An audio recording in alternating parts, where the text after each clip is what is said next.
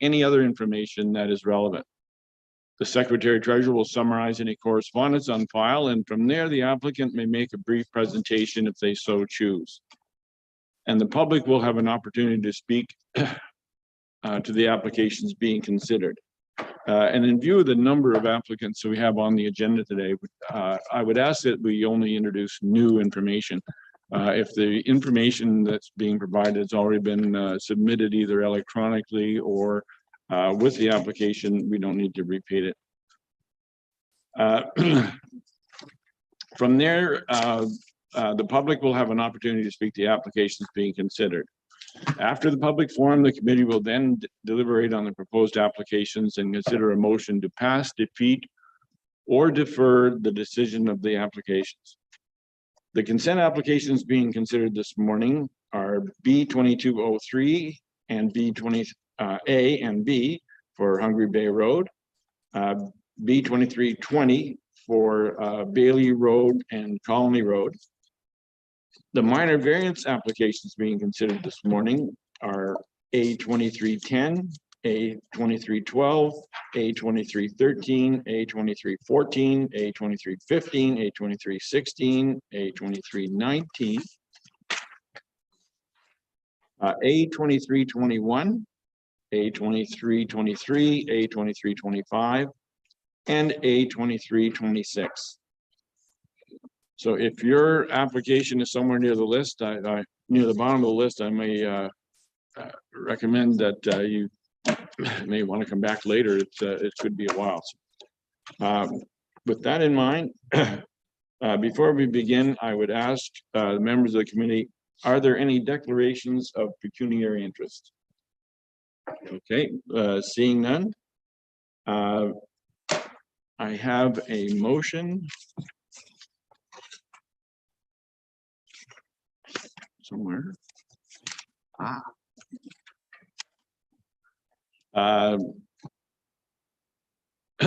In regard to the minutes of the June 9, 2023 meeting that were circulated, be it resolved that the Township of Georgian Bay Committee of Adjustment approves the minutes of June 9, 2023 as circulated. All those in favor, please signify by raising your hand. Thank you. The motion is carried.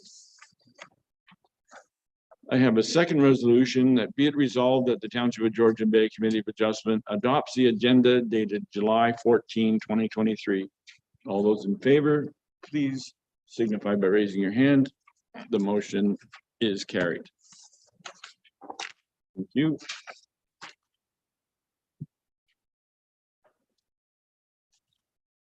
So our first, I'm sorry, before we begin, Madam Secretary, would you provide information on how the notifications were circulated? Notice of each of the applications was sent by first-class mail to the respective owners and assessed persons within 120 meters, 500 meters, or 800 meters, and to those persons and agencies likely to have an interest in the application. The notices were sent at least 20 days prior to this morning's meeting. Included in each notice was an explanation of the purpose and effect of the application and a key map showing the location of the property. Other relevant information may have also been provided. These circulations were provided in accordance with provisions of the Planning Act 1990. Thank you. Our first application this morning is a combination of B2303A and B to the Planning Department, please.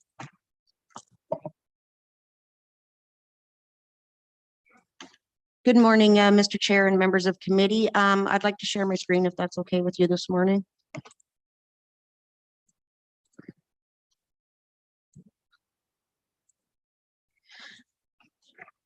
A consent application was received by the township on February 28, 2023, a result of a pre-consultation application. The application was deemed complete on May the 3rd, 2023, as we were awaiting an accurate description and plan of the proposed easement. Now, this easement that the owner and agent are applying for this morning is an existing laneway on the property that you can see on the screen. The existing laneway has been utilized for a number of years, providing ingress and egress to a few properties along the lake shore. At this time, the owner wished to make this a legal easement. It's in the favor of both two parties that are on the lake side of the road. And at this time, it is beneficial to the owner to make this a legal easement for insurance purposes, as well as for the owners of the two properties. The subject property is comprised of 1.52 hectares and a frontage of 321.89 meters on Hungry Bay Road. The property is currently vacant land with two private roads that cross the property, providing access to the waterfront parcels. The private road subject to the easement request is at the north end of the property, while there is another private road or laneway from Hungry Bay Road that provides access to other waterfront properties south of the property subject to this legal easement request. The portion of Hungry Bay Road that crosses the subject's lands was conveyed to the owner, William McCart, in March 2020 by the Township of Georgian Bay. The intent of the creation of the legal easement is to provide ingress and egress from the open municipal portion of Hungry Bay Road to the properties known as 446 and 454 Hungry Bay Road. The easement will have a width of approximately 10 meters, which is the existing laneway width now, and will be comprised of 759 square meters based on the draft survey that I have up on the screen.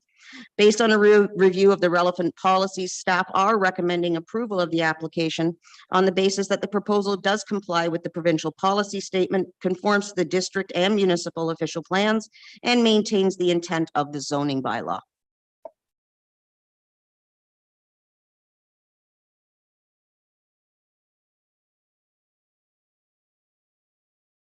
Madam Secretary, has been any correspondence in this application? One letter stating no comments or concerns was received from Hydro One. One letter stating no objection was received from the District of Muskoka, and one letter was received from Dan Mahal and Bob Marling with general comments. Thank you. Is the applicant present? And would they wish to add anything to the planner's comments? Or agent? No, okay. Oh, it's on here. Thank you. Okay, I see your hand up online, so please go ahead. And please identify yourself, name and address.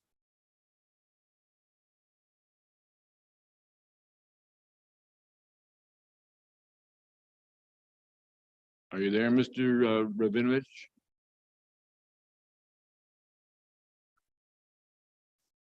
Oh, maybe you're on mute.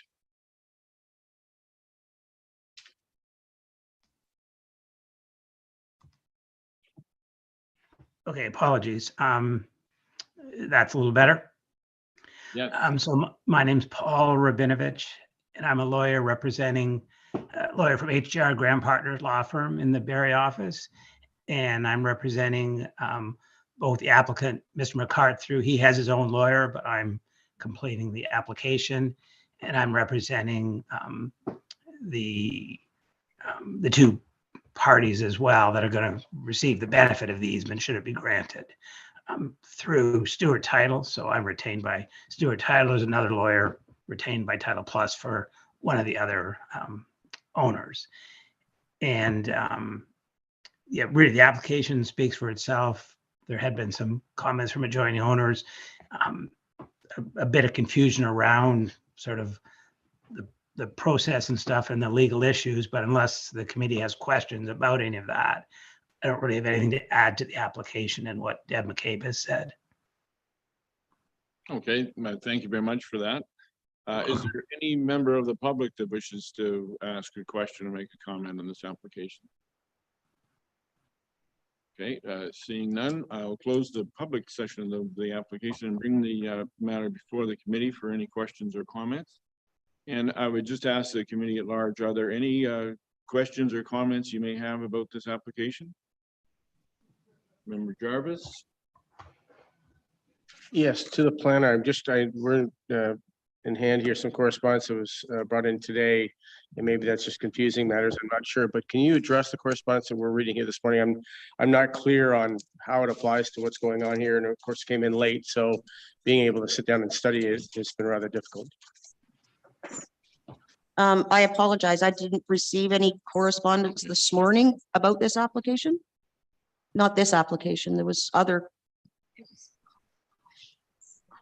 Well, Right. I'm sorry. Yes, there was. There was a letter received by two additional property owners on the lake side, the north end of the properties.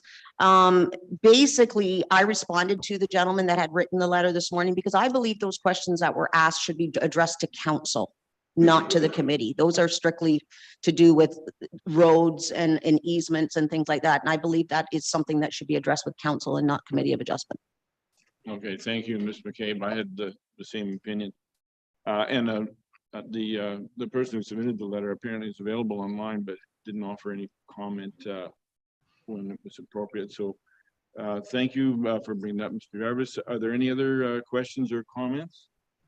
I'm sorry, Member Predko. Thank you, Chair, and through you, just a quick question to the planner. Does this new easement affect the zoning and the ability to have a building envelope on 454 Hungary Bay Road? Through you, Mr. Chair, no, it does not. It's a very large piece of property, and just because the easement is being created legally, it won't have any bearing on it. Okay, thank you. Question. Yes, the newest piece of correspondence came in references a planning report from 2006. Does that have any bearing on this? Was that planning report looked at the time? That had to do with the original easement. It has no real bearing on this application. It was the original easement, I believe, to the south that they were referencing. But this original easement that is there now has been used, like I stated, for many, many years. They're just legalizing it. There's one at the north end of the property and there's one at the south end. And I believe that actual 2006 report, when I read it, I've got the impression that it was pertaining to the southerly easement, not the northerly. I may be incorrect, but was what I got out of the report. One other question. There's mention that this easement, will it facilitate access to vacant land that might allow for backlot development? At this point, possibly. I mean, it's a hard thing to say because it's an actual easement that's being created and that is being actually registered to property owners. I believe that this easement is going to have, a number of property owners on it, and that's it. They're the people that are to use it legally. So, I mean, if you have a registered easement registered on title on your deed, you are the one that can use it. However, in the future, if anything comes forward to make it more of a, a private road as per se, or, something to that effect, I don't know legally, maybe Mr. Rabonovich can answer that, how it would work in the process to become a private road as opposed to an easement. Yeah, can I just speak to that briefly? So the easements being requested are strictly for the two property owners who have existing cottages or dwellings on the lake. And they're not for, I mean, the road is there now and the road is being used and can be used by whomever is allowed to use it. That's a whole legal issue. But the registered easement we're requesting from the municipality is for these two owners to access their two properties, which are currently built on and, can't be subdivided unless the zoning act allows it and probably doesn't. And that's all that we're asking for today is for these two owners. Thank you. Anything further, Ms. Rivet? Okay. Gentlemen, any questions or comments? Okay, seeing none, I will read the resolution, and there are two resolutions for Part A and Part B, and as you can imagine, they are virtually the same. So I'll read the one and it'll apply to both. Moved by Member Rivet, seconded by Member Schmidt. Be it resolved that the Township of Georgian Bay Committee of Adjustment hereby grants provisional approval to consent application B 2303A and B 2303B for an easement subject to the following conditions. That easement set out over these servient lands being parcel 27-224, section Muskoka part of land of 14 concession 4 being part 2 of plan and pin number. Geographic town of Baxter, Township of Georgian Bay, District of Muskoka, shown as paragraph 1 on the attached schedule. A to provide legal access to the dominant lands described in parcel 24-132. And also at parcel 24-144 of Muskoka, lot 14, concession 14. And their appropriate PIN numbers. Known as 446 Hungry Bay Road and 454 Hungry Bay Road. And further, that the owners of the dominant and servient lands provide property tax certificate or correspondence from the Township Financial Services indicating that all property taxes have been paid up to date with respect to the property that is subject to this decision. And that a reference plan be completed and a digital copy and a hard copy be filed with the Secretary Treasurer of the Committee of Adjustment, or an exemption from the reference plan be received by the registrar. A draft copy of the reference plan shall be provided to the Secretary Treasurer for review and approval prior to registration of the survey. And that pursuant to section 53 subsection 42 of the Planning Act, the certificate of consent be affixed to the deed within 2 years of giving notice of decision. Of the Planning Act, section 53, subsection 43 of the Planning Act requires that the transaction approved by this consent must be carried out within 2 years of the issuance of the certificate, i.e. stamp of the deed. That the owner of the servient lands obtain a 911 municipal number from the township if deemed necessary by the township and install said 911 municipal number at the owner's expense to the satisfaction of the township. All those in favor, please signify by raising your hand. Thank you. The motion is carried. The applicant is approved. Thank you very much. Thank you.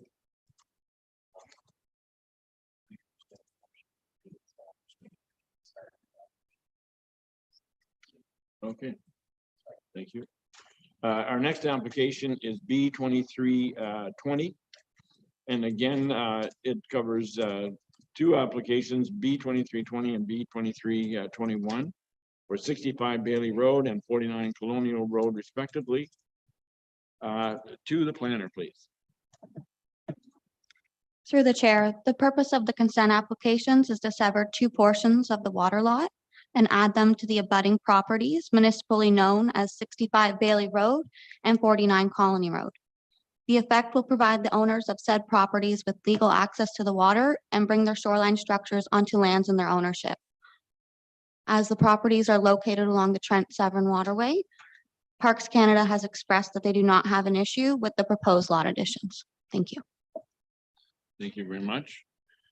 Is the applicant present and do they wish to, I'm sorry, was there any correspondence on this? One letter stating no comments or concern was received from Hydro One, and 1 letter stating no objection was received from the District of Muskoka. Thank you.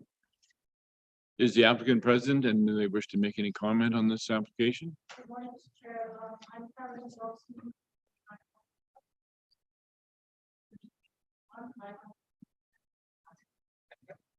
Thank you. And thank you, Kaylee.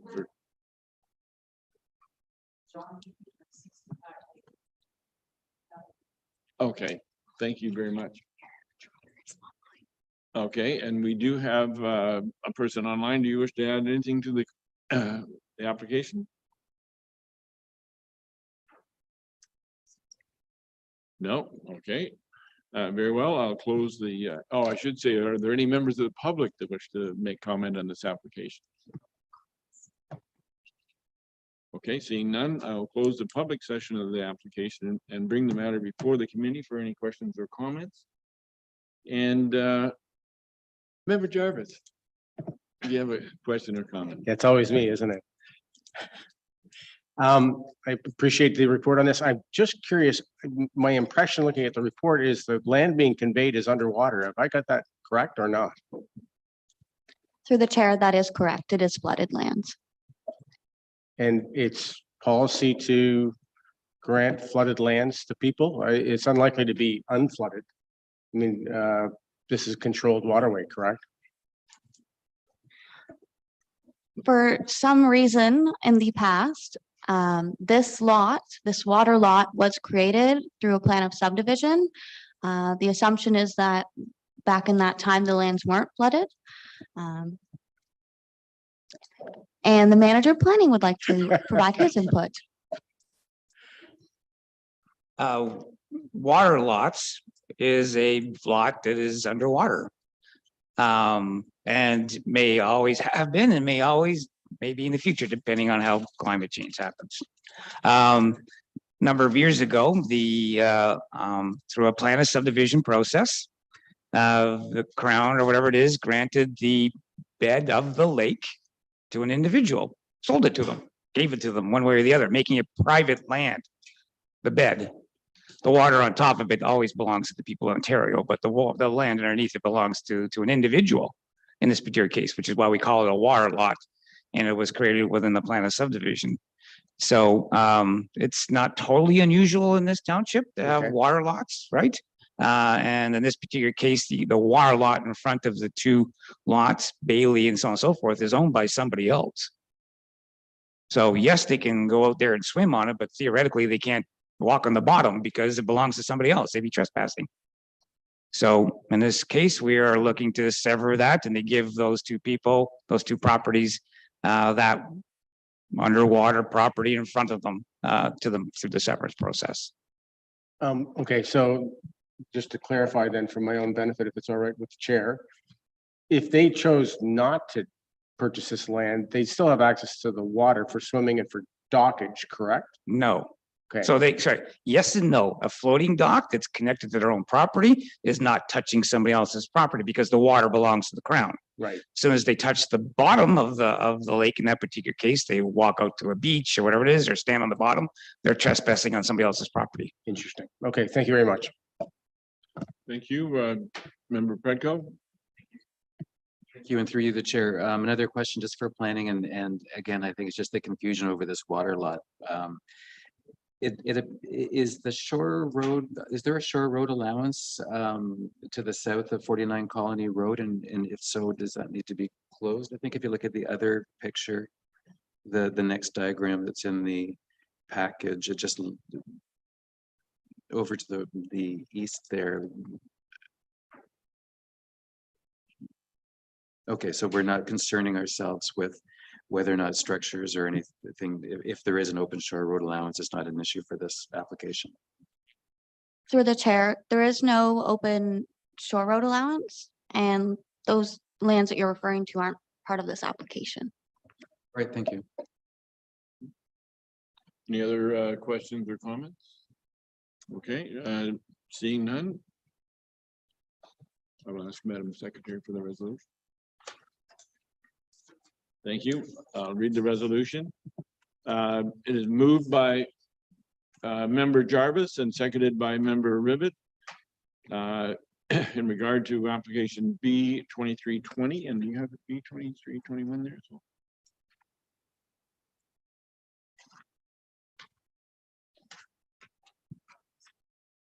Okay. And again, these resolutions for B 2320 and B 2321 are basically the same. So I will read it just once. Be it resolved that the Township of Georgian Bay Committee of Adjustment hereby grants provisional approval to consent application B 2320 and B 2321 for a lot addition as shown in Schedule A, subject to the following conditions. That the owners provide a property tax certificate or correspondence with the Township Financial Services indicating that all property taxes have been paid up to date with respect to the property subject to this decision. And that a reference plan be completed and a digital copy and a hard copy be filed with Secretary Treasurer of the Committee of Adjustment, or an exemption from the reference plan be received from the registrar. A draft copy of the reference plan shall be provided to the Secretary Treasurer for review and approval prior to registration of the survey. And that section 50, subsection 3 and 5 of the Planning Act apply to all subsequent conveyance of or transaction involving the parcels of land that are subject of the consent.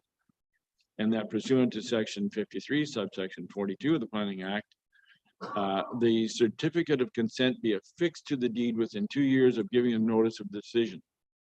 Section 53, subsection 43 of the Planning Act requires that the transaction approved by this consent must be carried out within 2 years of the issuance of certificate stamping of the deed. That all fees and disbursements, legal engineering and planning, if any, incurred by the township will be with respect to the application be paid for by the representative owners. And that the owner apply for a deeming bylaw at the sole cost of the owner, deeming part 1 and part 2 not to be on a plan of subdivision. The deeming bylaw must be approved by the township, registered on title at the cost of the owner, and the solicitor for the owner shall provide an understanding with the deeming bylaw to be registered prior to the certification and registration of any transfer deeds. And finally, that the owners of 65 Bailey Road and 49 Colony Road and agent of consent application B2320 and B2321 relocate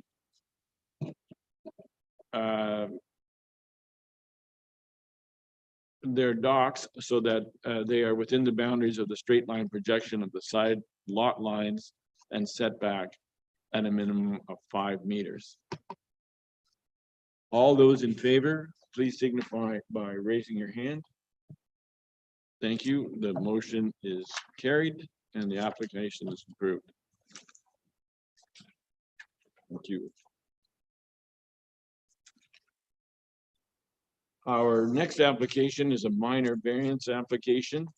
And in this case, the application number A23-10, there was a request from the applicant and the planning department to defer this until additional information was found. So without any further ado, I'll read that a resolution that defers this application. And basically it was moved by member Predco, seconded by member Matthews. Be it resolved that the Township of Georgian Bay Committee of Adjustment hereby defers minor variance application A23-10. All those in favor, please signify by raising your hand. Thank you. The motion is carried.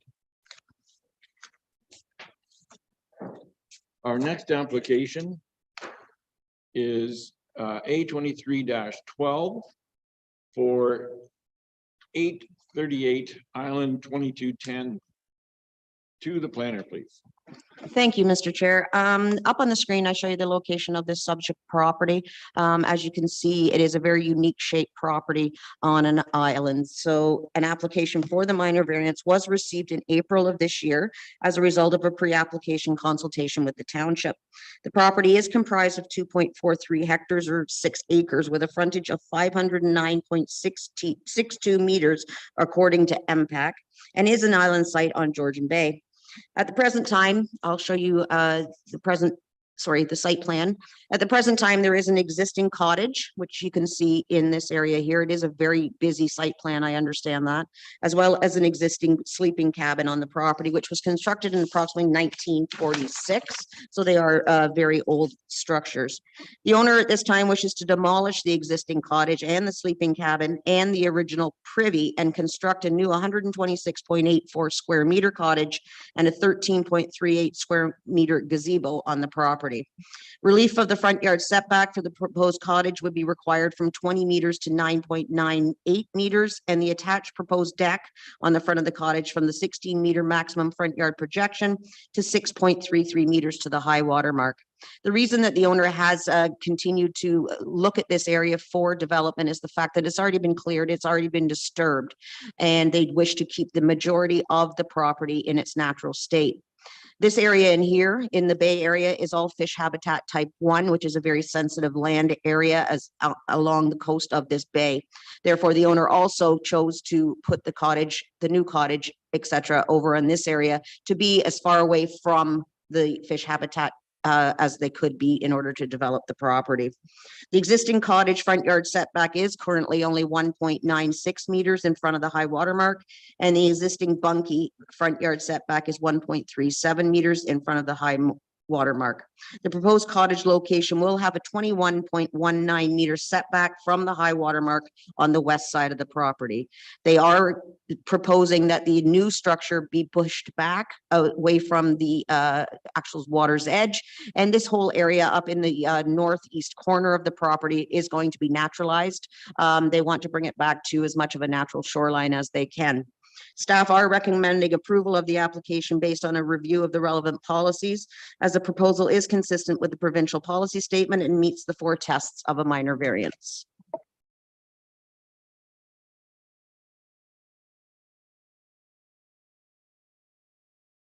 One letter of no objection was received from Edward Mead. One letter of support was received from Bill Sayers on behalf of the Cognition Cottagers Association, and one letter was received from Heather McRae with general comments.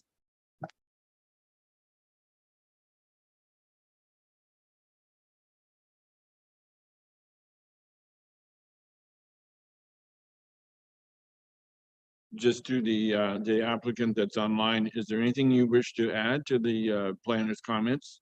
No, the planner did a great job of explaining why we chose the current location, and the client is very hopeful of rehabilitating that shoreline and renaturalizing it to your current standards.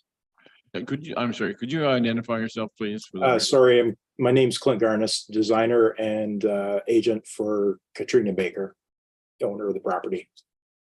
Okay, thank you very much for that. Is there anyone else from the applicant that wishes to comment on this application? Okay, seeing none, I will ask if there are any members of the public that wish to offer comment.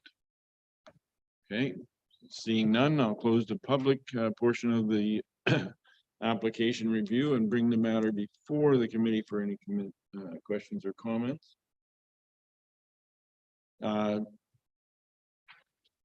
Mr. Matthews, member Matthews. Thank you, Mr. Chair. I had to jump in there before Mr. Jarvis did. So, I had the ability to get out and have a look at the site.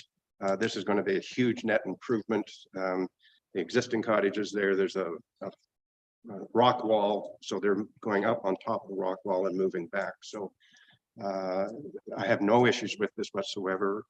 And as I say, I think it'd be a net improvement to the property by a large margin. Also, we'll make a comment that the next door cottage, we approved similar sort of renovation, I think a year or so ago. They're in the midst of improving it and it looks fantastic as well. Okay, any other questions or comments? Member Predko. Thank you, and through you, Chair. I just wanted to, I do think visually it is a huge net improvement on the site, and I'm appreciative that they will naturalize the shore as much as possible. I just had a couple questions about the report, just to confirm some numbers for myself. And I think in the highlight section, it is noted that there's a setback. The front of the cottage just says 16 meter maximum front yard projection to 6.33 meters.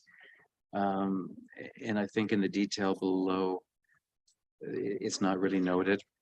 There's a 4 meter projection in the front, and I'm just not sure how those two numbers correlate, but I think the diagram answers my questions in terms of the distance. I'm just confused about what the required setback is.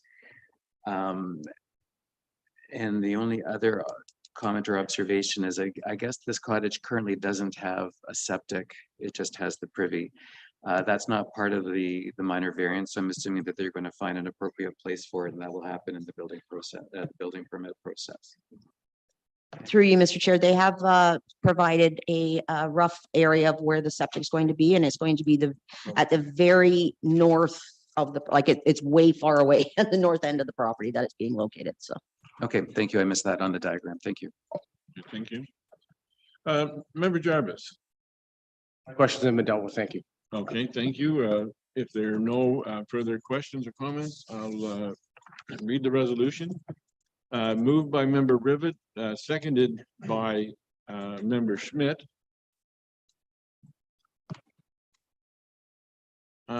Be it resolved that the Township of Georgian Bay Committee of Adjustment approves minor variance application A23-12 to zoning bylaw 2014-75 as amended for 838 Island 2210 to permit the construction of a new cottage with an attached deck and a gazebo according to section 4.1.12.5E, section 4.2, table 4.3, and section 7, table 7.2 of the zoning bylaw. The above noted approvals are subject to the following conditions. That the owner provide a property tax certificate or correspondence from Township Financial Services indicating that all property taxes have been paid up to date with respect to the property that is subject to this decision. That this decision applies only to the proposed cottage and gazebo as of the date of this decision as indicated in Schedule A attached and to attached to and forming part of this decision. Any other variances that may appear on the schedules that are not listed in writing in the written decision are not authorized. That a sediment and erosion control plan be submitted to the township prior to development being undertaken on the property, and that this decision expires 3 years from the date of decision if building permits have not been issued for the development. All those in favor, please signify by raising your hand. Thank you. The motion is carried. The application is approved. Our next application is A23-13 for 352 Grise Road. To the planner, please. Thank you, Mr. Chair. An application for a minor variance was received by the township on April 13th, 2023, as a result of a pre-application consultation. The property is comprised of 1.10 hectares or 2.72 acres with a frontage on Georgian Bay of 63.40 meters or 208 feet. At the present time, there is an existing dwelling and 2 frame sheds on the property. The owner wishes to construct a 17.98 square meter addition in this location here and a 26.20 square meter deck on the north side of the dwelling. Relief is required from the minimum front yard setback as identified in the SRI 1 zone as per table 6.3 of the zoning bylaw. Staff are recommending approval of the application based on a review of the relevant policies as the proposal is consistent with the provincial policy statement and meets the 4 tests of a minor variance. Thank you. Madam Secretary, has there been any correspondence in this application? No correspondence has been received. Thank you. Is the applicant present or online? And do they wish to add any further comments to this? Okay. We're bringing somebody online.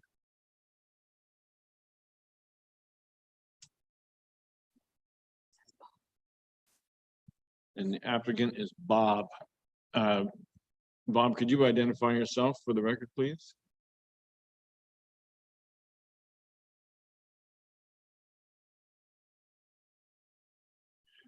Perhaps your microphone is muted.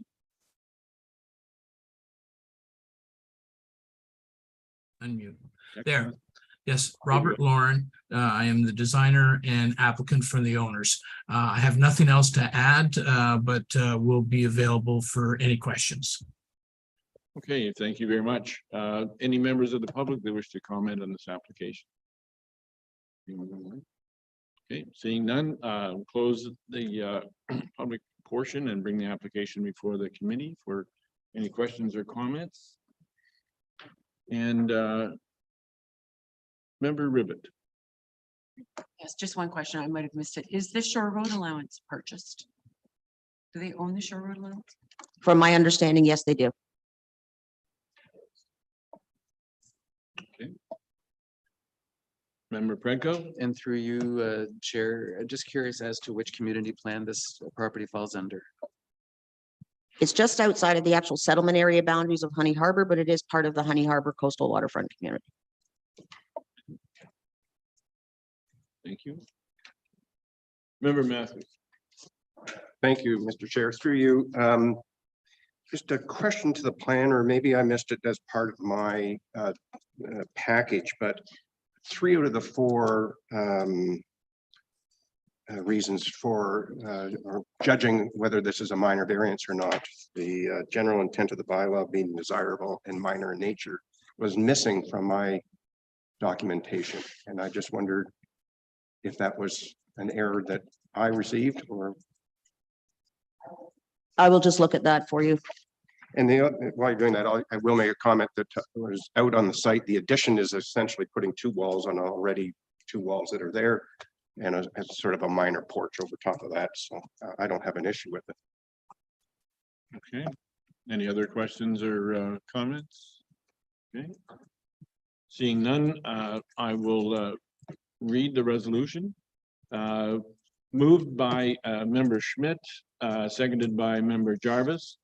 Be it resolved that the Township of Georgian Bay Committee of Adjustment approves minor variance application A23-13 to zoning bylaw 2014-75 as amended for 352 Grise Road to permit an addition on the existing dwelling and deck subject to the provisions of zoning bylaw 2014-75.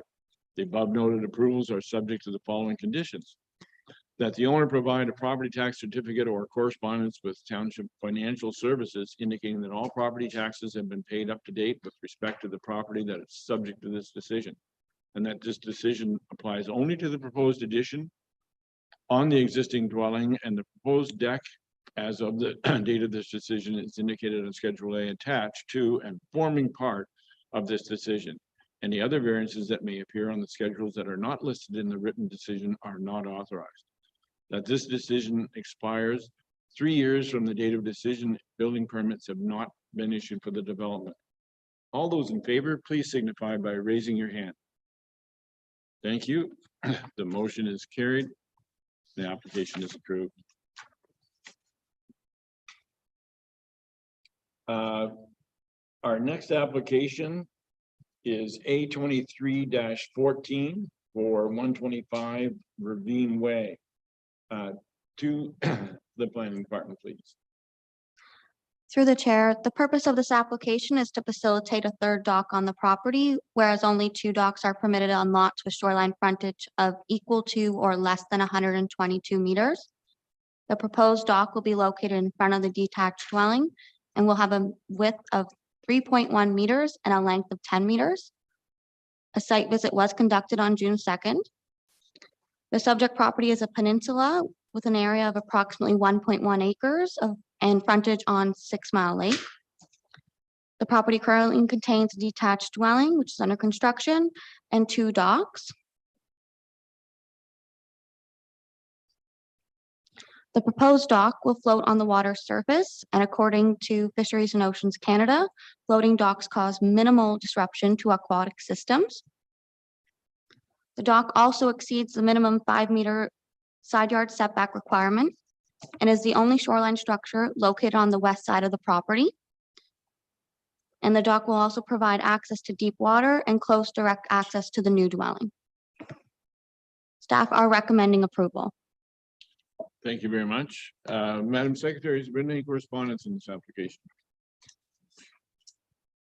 4 letters of support were received from Joe and Sharon Schmidt, John and Mary Grosso, Ian and Corliss Anderson, and Paul and Kathy Hamilton, and 1 letter of objection was received from the Ingram family. Thank you. Is the applicant present, and do they wish? Please. Okay. Did you wish to add some comment to what the planning department had provided? Would you please come up to the microphone and identify yourself? And if you have anything to add, this would be the time to do it because. Yes. Okay. We have when would have been last April, I sent a letter to a past planner asking if we could go ahead. She gave us permission based on our 660 feet of water frontage that we actually pay tax on. So we went ahead and bought the 3 docks, and then when we went up to apply for the building permits, it was your town bylaw officer acting as a planner because the staff was short. He said we had to make a special request for this one. So that's what we've done. And the main reason is to bring the back dock. We want to put it out front because it is, we like to look at the back. It's just a small area back there. And we need it out to deep water swimming because the other two had old cribs. So we tore the old docks out, the cribs, and it's not suitable for swimming. There's old bricks and stuff in there. So we just want a safe spot out front. Okay. Thank you. Thank you very much. Anyone else from the applicant? Did you wish to add anything to this? Okay. Okay. Is there any member of the public that wishes to add comment? Yes, please come up to the microphone and identify yourself for the record, please.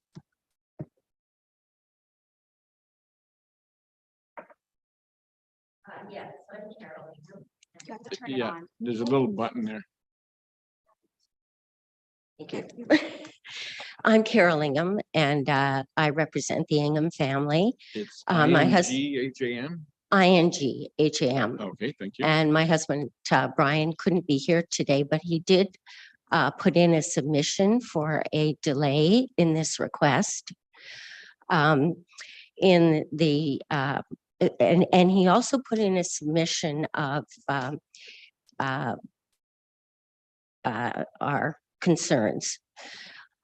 So the reason for the delay is Brian requested that there for a copy of the site alteration agreement that was done with LPAT by the new owner, and also the tree preservation plan. And we have not been able to get a copy of this. It was requested.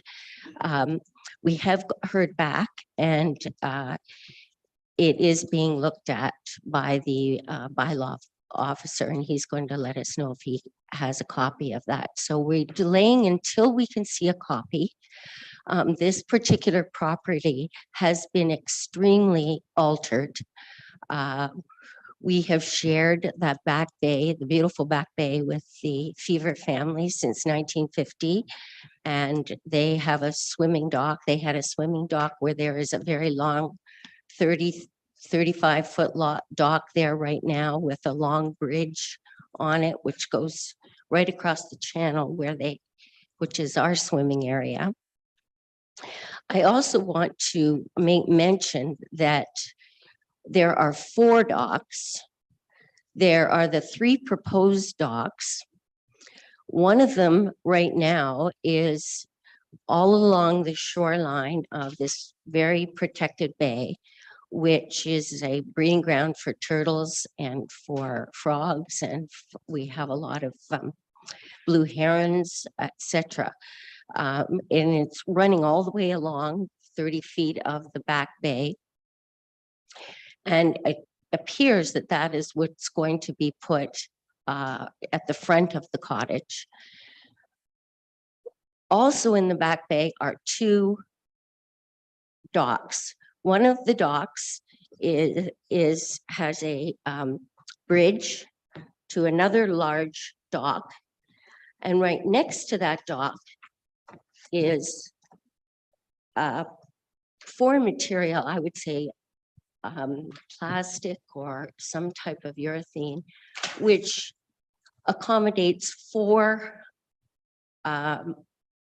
motor watercraft. Sea-Doos, yes. Yes, so that accommodates 4 on the, and it is joined together. So there is a square, large urethane dock, which is attached together with an extension of the wooden dock.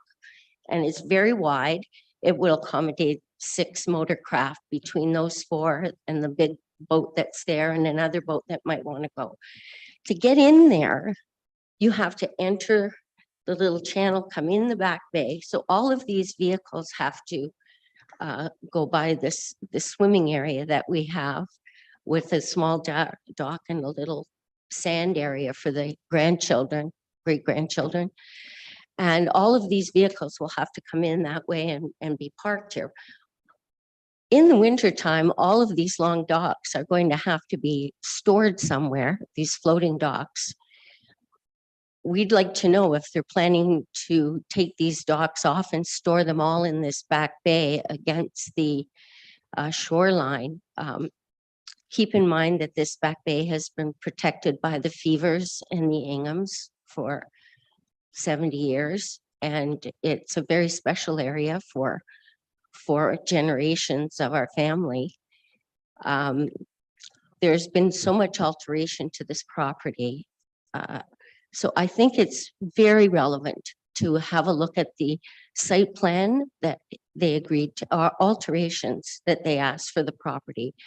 There's a lot of landscaping that has been done. All of the topsoil has been removed. There's mulch put in around all the trees. Large rock fortresses being built up along the side of the house. A walkway that has been done all the way around the peninsula. And the dock that goes out from the end of the peninsula juts right out in front of the property and in front of the channel with access to this back bay where these docks reside. So it is a major alteration. And for that reason, we'd like to see those documents, please. Okay, thank you, Mrs. Ingram, for Okay, thank you. coming, and then for we did receive the detailed report as well, and took that into consideration. And you know, I appreciate all the comments that you made. I just want to make sure that you understand that the Committee of Adjustment is not where you would bring those concerns to get considered. There's other parts of the township that you would need to deal with. The matter that's on the table today is the applicant is requesting permission for that third dock. And part of that decision-making process is how the calculation is done. Typically on a peninsula, it's quite awkward. The township takes the shortest distance between 2 points to determine what the water front is. If it was to use the circumference of the peninsula, there would not be an application here today because there would be sufficient waterfront to allow the 3 docks.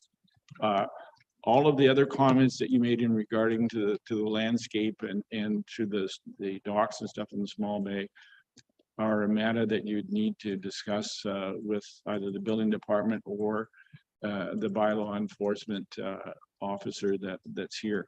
And it's similar to the document that you're requesting. It certainly is not apropos to what we're trying to resolve today. But you know, I want to thank you for everything that you submitted, and we certainly have taken that into consideration as well.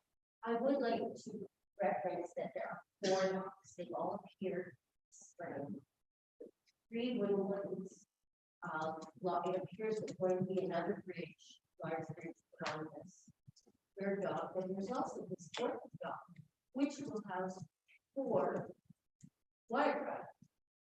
And I don't know why this dock is not being referred to. It is not attached to the property, to the bridge, to the wooden one, and this is attached to it. Okay. So it is a 4th dock all in our set. Okay. So we're not asking for a 3rd. It's already. Okay, appreciate your comments, but again, that'll be something that you would need to have somebody from the township to go out, you know, probably from the bylaw enforcement area. And if in fact there's something that's in conflict with what the bylaw requires, then they certainly would be the people to deal with that. That would be very good. Some people and look at the size of them, and also have a look at the adjacent property. See how important it is that all of this watercraft are safe. Okay, thank you very much. Is there any member of the public that wishes to add comment to this application? Okay, seeing none, I will close the public session and bring the application before the committee for any questions or comments. And Member Jarvis. Thank you for your indulgence, Chair. I'm curious, so we're measuring the waterfront or the waterfront the frontage on this property, this peninsula, as our chair has clearly said, from one point to another as opposed to the full length of that peninsula. Is that correct? That's how we do it, correct? Through the chair, that is correct, yes. Okay, so just for the sake of argument, hypothetically, if we were to measure the full distance around the peninsula, would this application have been brought to in as a minor variance? Hypothetical, of course. Through the chair, I actually did highlight this scenario in my report. So the lot frontage is the greatest distance between any point of the front lot line and the southerly lot line, which measures approximately 98 meters. Should the lot frontage have been the entire shoreline, it would appear to exceed 200 meters. Yeah, okay. The zoning bylaw permits 3 docks on lot having a frontage greater than 122 meters. And there is permissions in the zoning bylaw that actually allow for properties with larger frontage Sorry, I exceeding missed that to that. have Thank you. 4 docks. Okay, appreciate that. Sorry, thank you.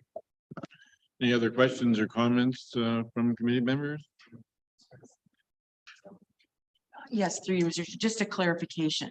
So if it were a straight line, there would be sufficient, there's sufficient space for 3 docks, but that's moot. Is that comparison moot in this case? Otherwise, why are we bringing it forward if there's a means to measure it so that 3 docks are permitted? I just want to understand why it's being referenced. It's either permitted on this calculation or it's not. That's what I just want to understand. Through the chair. So the lot frontage, the way it has been measured, is approximately 98 meters. However, the zoning bylaw allows lots with frontage of greater than 122 meters to have 3 docks. And as I said before, if we actually measured the entire shoreline, it would be almost 200 meters. And if I may, Mr. Chair, member, we put into perspective those kind of scenarios, Y on X and Y versus B, it shouldn't. And so the report was reviewed based on its frontage. There's no doubt about it. But things that inform our thinking is that you got a lot that went around a corner. Okay? No fault of your own, unless you bought it, of course, but no fault on your own. The bylaw therefore says, here's the way you calculate it. But wait a minute here. Does it make sense from a planning perspective? They applied for a minor variance. Take a look at it in the bigger sense of the word. So we add that to the thing. Bob gets this because, oh, by the way, I'll use a different example. He separated his garage from his house, therefore we don't calculate it. But oh, by the way, you added a wall kind of thing, and all of a sudden you're kind of over a number. So same thing here. We did evaluate the minor variance on the 3 tests, the frontage as required by the bylaw. Okay, and came up with the recommendation as Shania has put on for you. But we inform those by taking a look at the property as a whole. Number 1, we have a peninsula, 2 docks are on one side, the other docks on the other side. About boat traffic and so on and so forth has been mentioned. Those things feed into our things, and it's private property. What can they do without impacting on others? There's no impact to the environment. We looked at the fish habitat, things like that, and came to a recommendation for you this morning that, yeah, they should be allowed to do so. Thank you. Member, is there anything else, Member Rivet? One question. I understand that the report indicates there's not going to be any impact to the fish habitat because a floating dock provides shade. However, the use and the activity around that dock can have more impact on the environment, especially if it's going to be used for motorboats, whatever. So it's not just as floating. It's not just a floating structure. Is there no way to remove one of the existing docks, especially the one that's at the end that protrudes, for a net gain? And just to put that into perspective, the applicant already has the 2 docks. He's applied for a minor variance for the 3rd. So Okay. I'm sure he would have been given those options, and otherwise he wouldn't be here. Thank you. Member Predko, you had a question? I think my questions have been answered. Thank you. Okay. Any questions or comments? Member Schmidt. Thank you through the chair.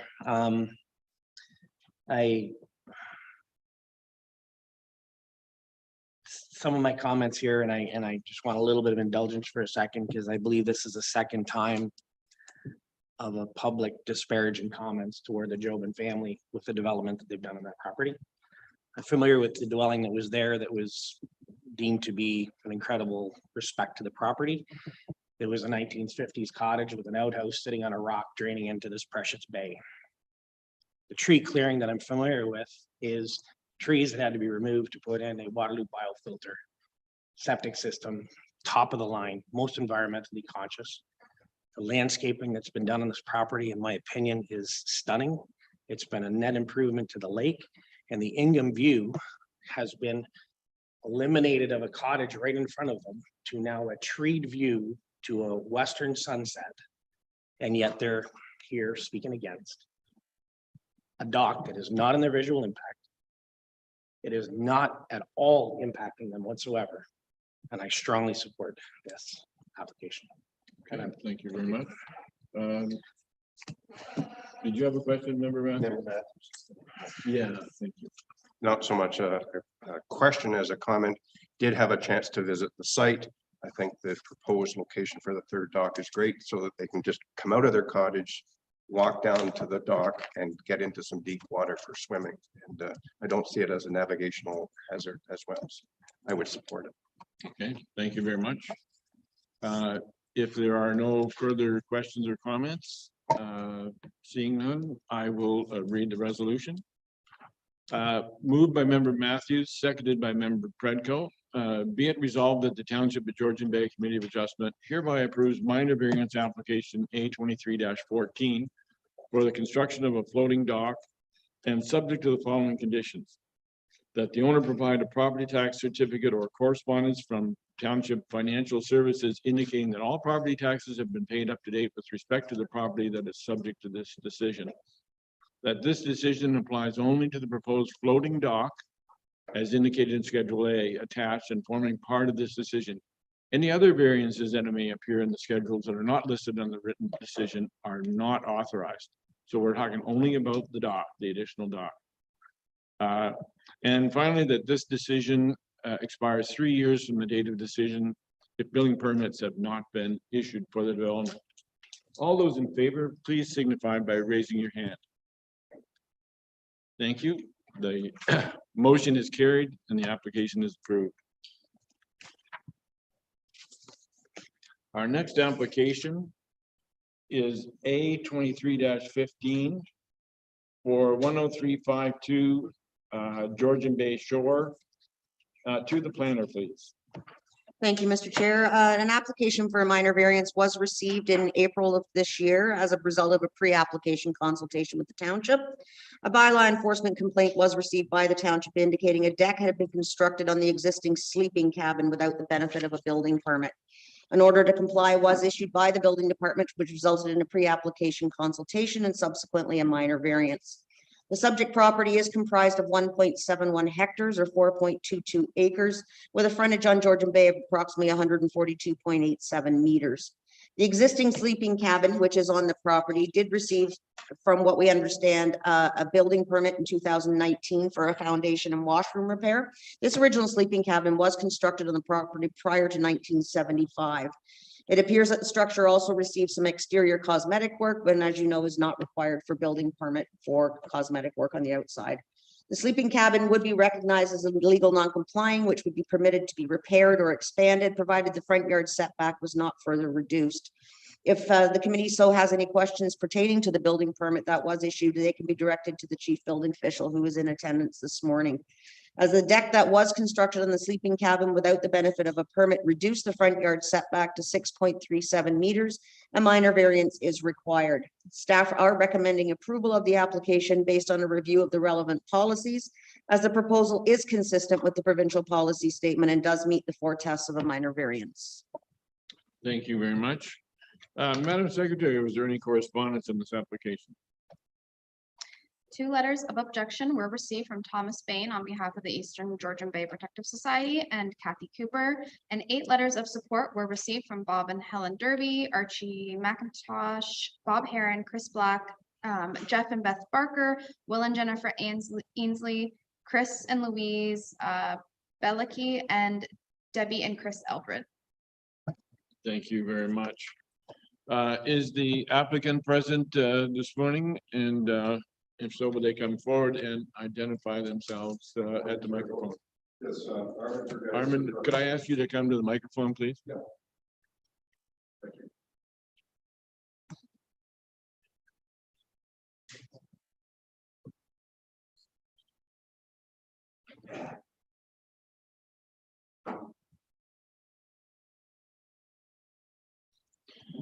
Thank you, Chair Hill. And can you I'm, identify yourself for the members who are not familiar with you? Yeah, my name is Armin Grigaitis, and I'm representing my construction business today, A&A Services, and trying to help Sergio and Tia Marassi, who are on one on each side of me. My throat's a little wild today. It sounds like Barry White, so I apologize for that in advance. I do have copies of my presentation along with some photos of the close-up photos that we took with a drone about a week ago. If the committee would like them, I'm happy to hand them out. Well, if you could summarize your comments, and we'll find out from the committee, and I appreciate you being available to answer questions after. Will do. Dear Chair Hill and respected committee members, this past week I was able to take some good drone photos of the bunkie and the deck on the lakeside, for which we're in front of your committee today. I've asked planner Deb McCabe to put these photos up on the screen for the benefit of the committee. By way of background, in September of 2019, our company A&A Services of Honey Harbor was hired by the previous owners of the subject property to completely renovate the main cottage inside and out.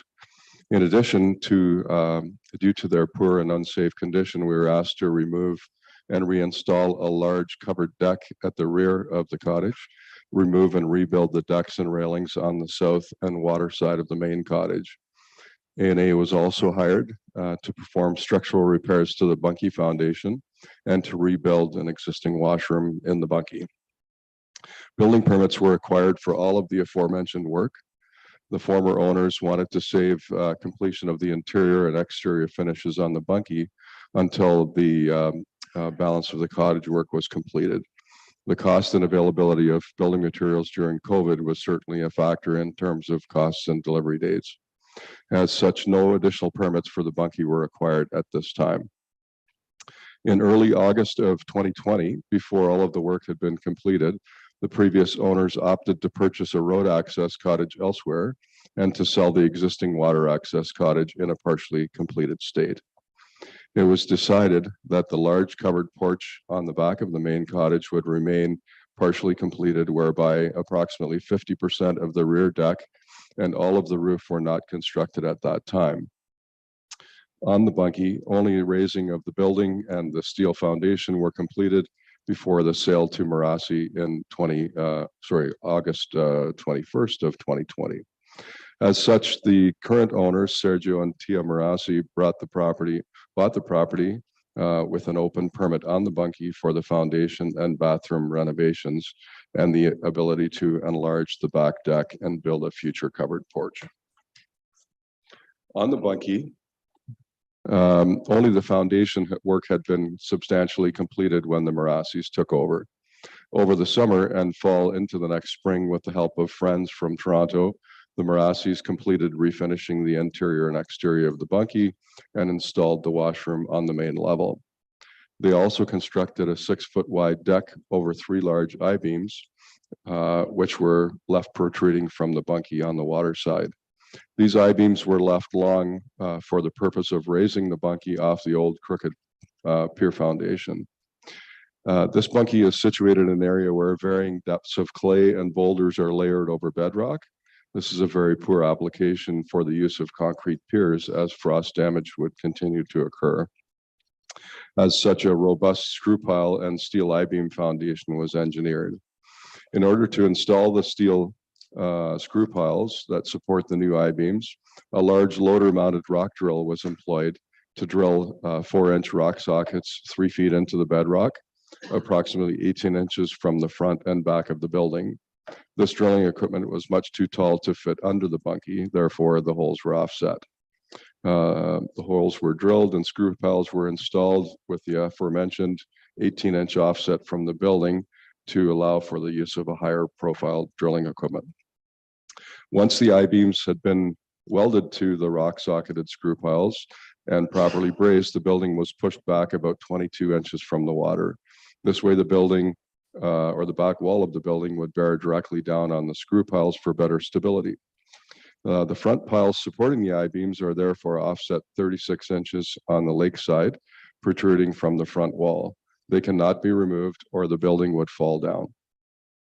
The reason I explained this in detail is that with the several I-beams sticking out at the lake side of the building, it provided a natural and strong support for the deck.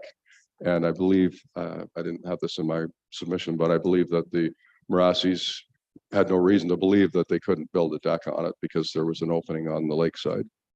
It is our sincere hope that you will agree to the visual, that the visual impact of this 6-foot wide deck and railing are somewhat benign.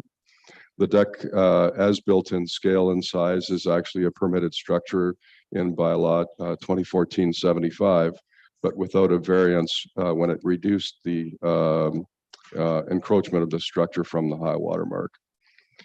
As often happens in such situations, Mr. and Mrs. Marassi were not aware they were required to get a permit for the deck that is now the subject of much controversy.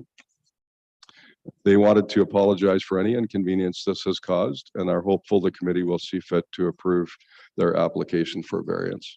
Sergio and Tia are both here today. If you have any direct questions of them, they'd be happy to answer. Thank you. Thank you very much for that concise presentation. You did answer a couple of questions that I know were coming your way. So one of them being very important. So with that, I would also ask, are there any members of the public present that wish to comment on this application? Is there anyone online? Okay, seeing none, then I will close the public portion of this application and bring the matter before the committee for any questions or comments. And do we have any questions or comments? One over here.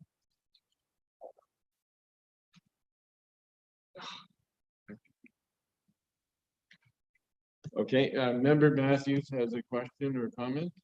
Thank you, Mr. Chair. I knew you were looking for somebody to step up.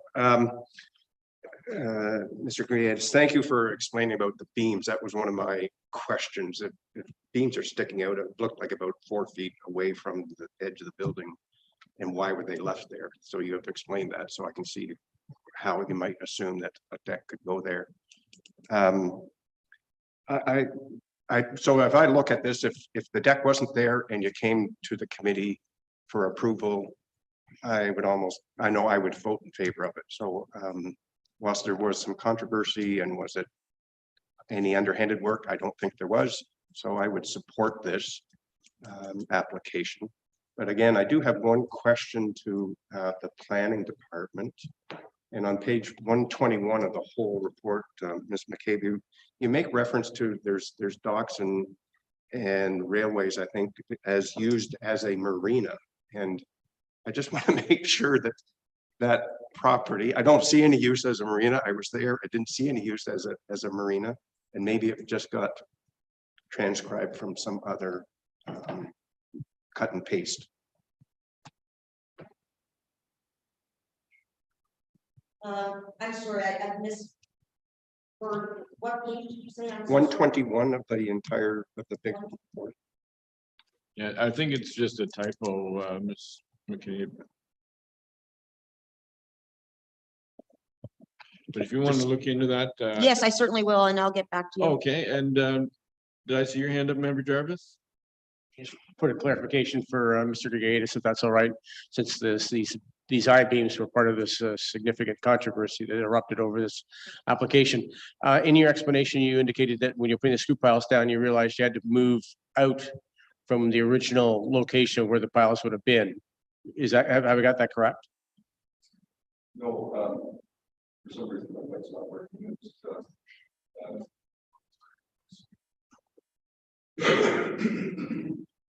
Plug it in.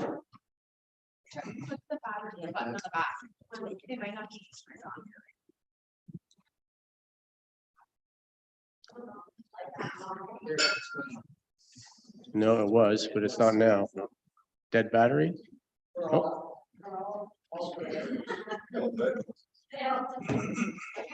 The one down there seems to be on. I think we can hear you okay. Go ahead. Yeah. You can have mine. While we're waiting, I can answer your questions. Yes. The marina state before it is down to the water access on the property and they use the marinas in Hunting Harbor. Okay, thank you for that, Claire. Thank you. I thought maybe A&A had expanded to spots.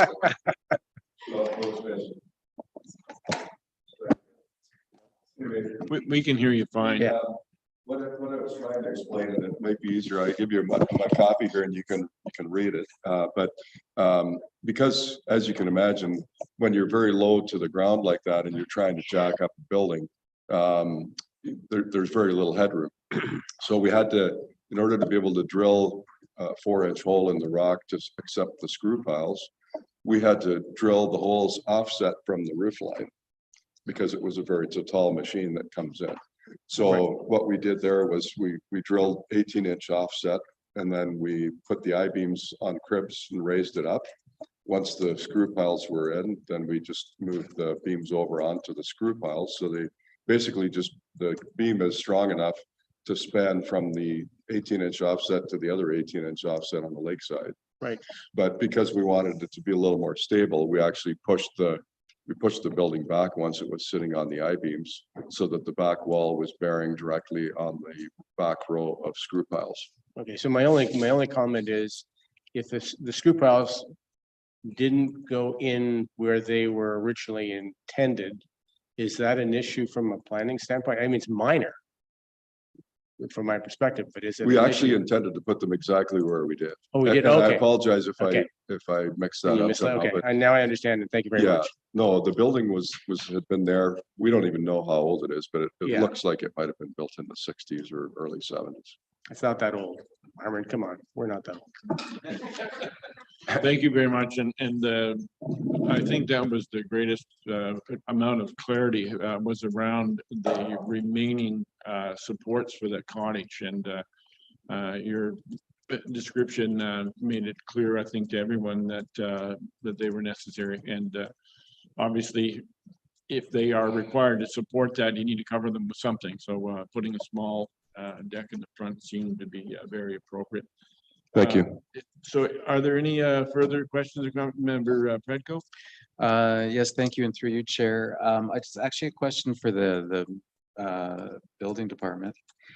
And that is, looking at the original photo and the finished product, which obviously it's hard to imagine taking the original bunkie and making it into what you did. Were the original building permits, did it have garden doors or sliding doors facing where the deck was built? Through you, your chair. Yes, it did. So there was intention to have doors there without any deck in the first place. So, It was approved on the approved permit. Yes, those doors were there. okay, so which will obviously cause more confusion potentially for the new purchasers. May I add further clarity to that question? The reason that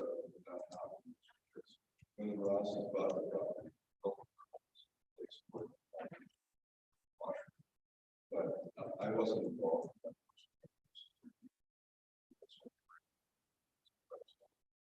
I don't think they believe.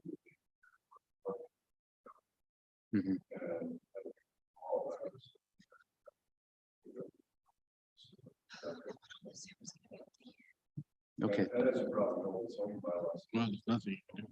Understood. In 3 places in Central Building. And it's called that's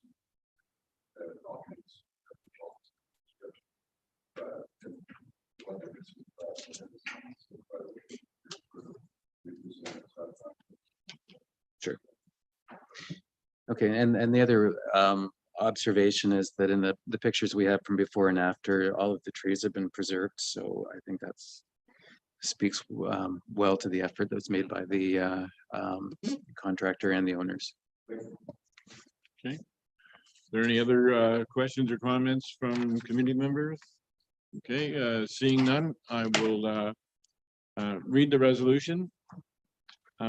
Moved by member Rivet, seconded by member Jarvis.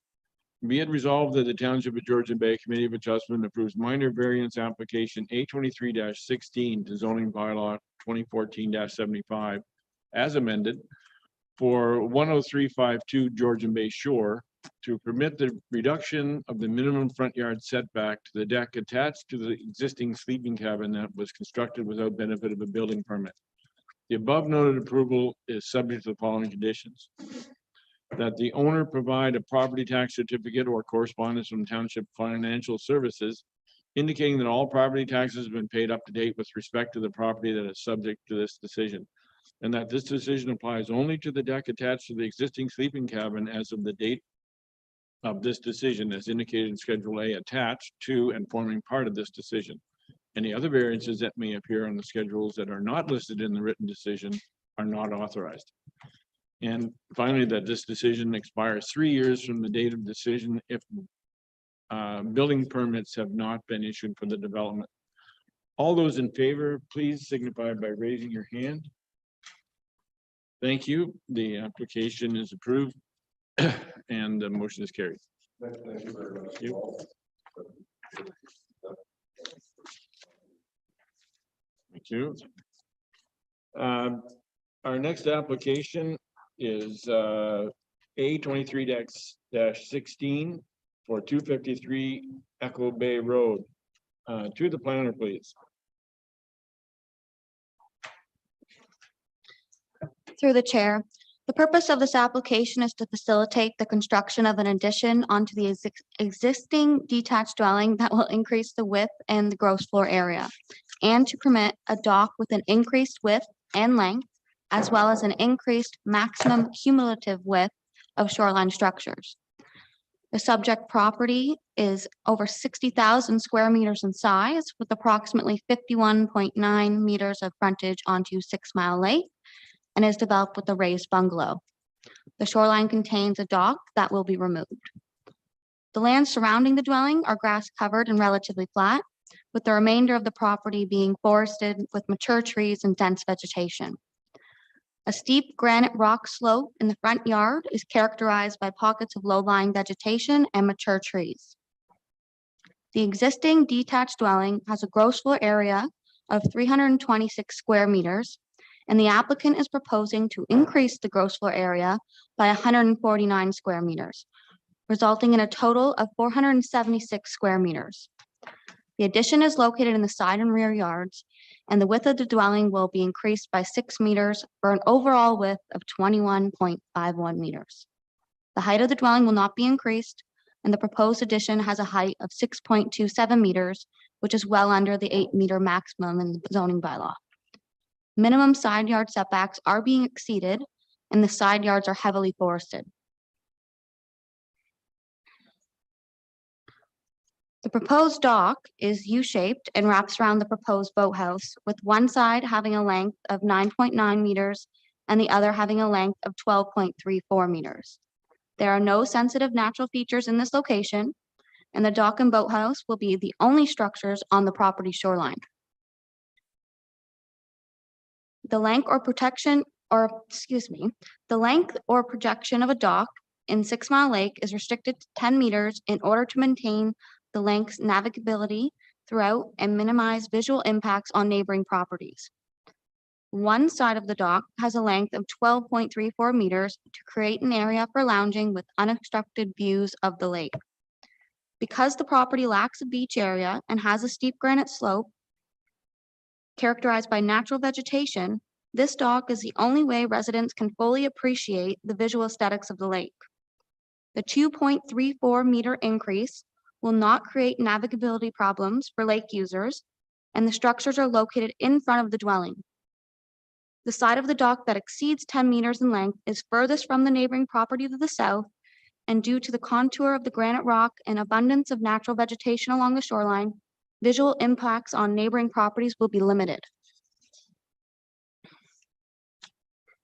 The cumulative width of the dock and in-water boathouse is 9.75 meters, whereas 15% of the lot frontage is 7.78 meters. The cumulative width of shoreline structures is restricted to 15% of the lot frontage to prevent overdevelopment and minimize impacts on natural heritage features. The width of a dock on inland water bodies is also limited to 3.1 meters for these reasons. To determine if a shoreline is being overdeveloped, it is important to review the number and size or massing of shoreline structures, the impacts on natural heritage features, and the natural state shoreline area, which is the area within 15 meters of the high water mark. The proposed dock and boathouse will be the only shoreline structures on the property, and there are no natural heritage features of concern in this area, with the front yard of the property going to remain in a natural state. Thank you.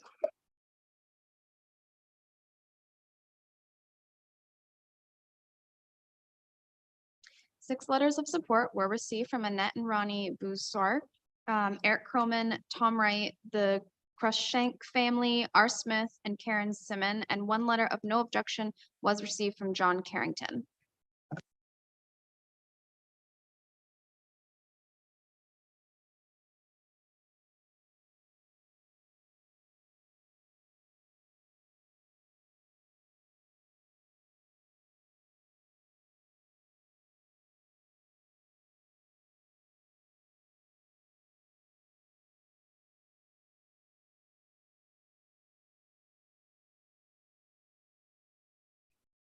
I understand the agent for this property is online, and I would ask if you have any questions or comments or anything to add to what the planning department has provided. Yeah, thank you, Mr. Chair. Jeremy Zegers, 5046 Wellington Road 125 in Erin, acting as the agent for this project. Given your lengthy agenda and timing, I'll say I don't have anything further to add, but I'm more than happy to answer any questions or concerns that the committee has. Excellent. I appreciate that. We'll see how that goes as we move along. Is there any member of the public that has any questions or concerns about this application? No? Okay, seeing none, I'll close the public portion of the application and bring the matter before the committee for any questions or comments. Member Jarvis. Thank you. Thank you for the plenary report. Really appreciate this. I did get out to this site. I can understand the complications created by the geography of the area. However, I'm wondering if a 75% increase in GFA is something that would be subject to a minor variance and not something more appropriate before planning council. And that's where I'm having an issue here. We're looking at a substantial increase in the size of the GFA on this property. I will admit to acknowledging that the basement in its current state is not a place I'd want to hang out, and hardly appreciate it as a place, any part of the GFA, but I do know that once they put the addition on, that basement area will become a lot more accommodating. So it has to be included as part of the GFA. So again, I do not understand why we have a 75% increase in GFA being subject to a minor variance as opposed to coming to planning council. So that's where I have a big issue. And secondly, in that regard, I don't think we're maintaining the general intent and purpose of our official plan in that context. So that's why I really do not like seeing this in this here as a minor variance application. Also the dock extension, I think the argument that somebody needs to be able to sit on their dock and view a sunset as a weak excuse for extending a dock beyond the 10 meters that's allowed within the minor variance protocol. These people have a beautiful view from their main deck on the cottage as is, and that would be maintained one way or the other. So I don't understand the allowance or why we would be permitting an extension on that dock as proposed. So those are my two big reasons for having an issue with this application. Okay, thank you, Member Jarvis. And just back to the planning department, there's two very distinct questions there. And so let's deal with them individually. And perhaps you could offer a little bit of an overview as to how the increase in GFA was calculated.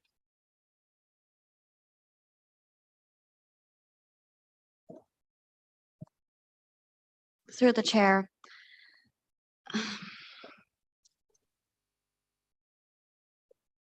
We don't necessarily look at what the percentage of the increase is. We look at the dwelling as a whole, the size of the addition, and where it's going on the lot. We look at everything. We don't just say, oh, it's a 75% increase. It's not considered minor. I'm not If I could quite ask sure you- of the question maybe that was also- asked. I thought it was more of a Let me ask statement. The question, if I may, it appears that part of that calculation is that we are now taking the square footage of the basement into the total GFA where it wasn't there before. And would that not be a contributing factor to the amount of increase? Through the chair, the basement is always included in the GFA, whether it's unfinished or finished. Okay. And Mr. Smith, did you have something to add there? All right. Numbers, obviously calculations are one thing, right? So 75, 52, 156, getting them right is, or as close as we can is important. Minor variances don't revolve around the number in terms of a percentage change. So for example, if you had 1 square foot, you added 10, percentage wise, the numbers become ugly, if you know what I mean, right? So we don't look at percentage, never have. A percentage increase could be 200, it could be 2%, and a 2% increase could be theoretically a recommendation for refusal, even though it's only 2%. So we don't take a look at and say, oh, at 50.50 plus 1, it's got to go to a planning council because it's now a zoning amendment. No, we look strictly at whether or not it is it's an application for variance. We look at the test overall, and the word minor has never been associated and never will be with a number. Second of all, it's before this committee as learned members of the community that to evaluate the test and see whether or not you agree with the concepts, whether or not it should be and it was processed legally as a minor variance. So then there is no separation. If it can pass a zoning bylaw amendment, it can pass a minor variance. It has to, right? Or if it's good for a minor, or for a zoning bylaw amendment, it should be good for a minor variance. It shouldn't be all of a sudden, well, it's not minor, but when we go to planning council, it's good. Okay, so again, we don't process them that way. Most of the zoning amendments you will see will be a change in land use or an addition in land use kind of thing, which you can't do necessarily through a minor variance, but even that can have some interpretation. So hopefully that in general, in terms of where we're at for numbers wise, helps with that. Thank you very much. Now, the second part of that question was the dock extension, the additional couple of meters on the dock extension for the view of sunsets and lounging on the lake.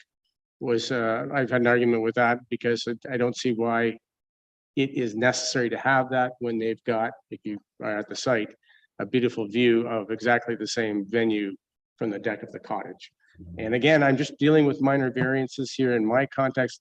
And just to clarify, Mr. Smith's explanation regarding percentages and minor variance makes total sense. I understand that, but I'm looking at this in the overall context of what is being applied for here in my mind and how I don't think it really maintains the general intent and purpose of our official plan. It's because of the guidelines within our zoning bylaws stating certain specifics. When you add on, and I agree, if you had a small cottage and you're doubling the size of it, that'd be a massive percentage increase, but it wouldn't amount to much with regards to the total coverage of the property, yada, yada. So you got to take into a lot of consideration on other facets of the application. And I just see this as being extraneous overall on that basis. And I highlighted that with my percentage number given the state. I mean, it's a big cottage to begin with, and it's becoming quite a bit bigger. The extension on the dock, I agree, is not a huge addition to what is allowed.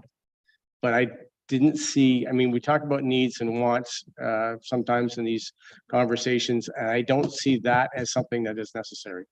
And perhaps the owner would be prepared to cut back on a few things in order to get some other things. That's, I mean, it might be one way to look at it. It's a very interesting property, I agree, but they've got a great view from where they're at right now. They don't need to have the view from the water. Okay, thank you very much. Anything else, Member Jarv? No. Okay, did I see your hand up, Member Petco? Please go ahead. Thank you. Through you, Chair. Could planning just confirm whether or not the area of the boathouse is included in GFA on 6 Mile Lake? Through the chair,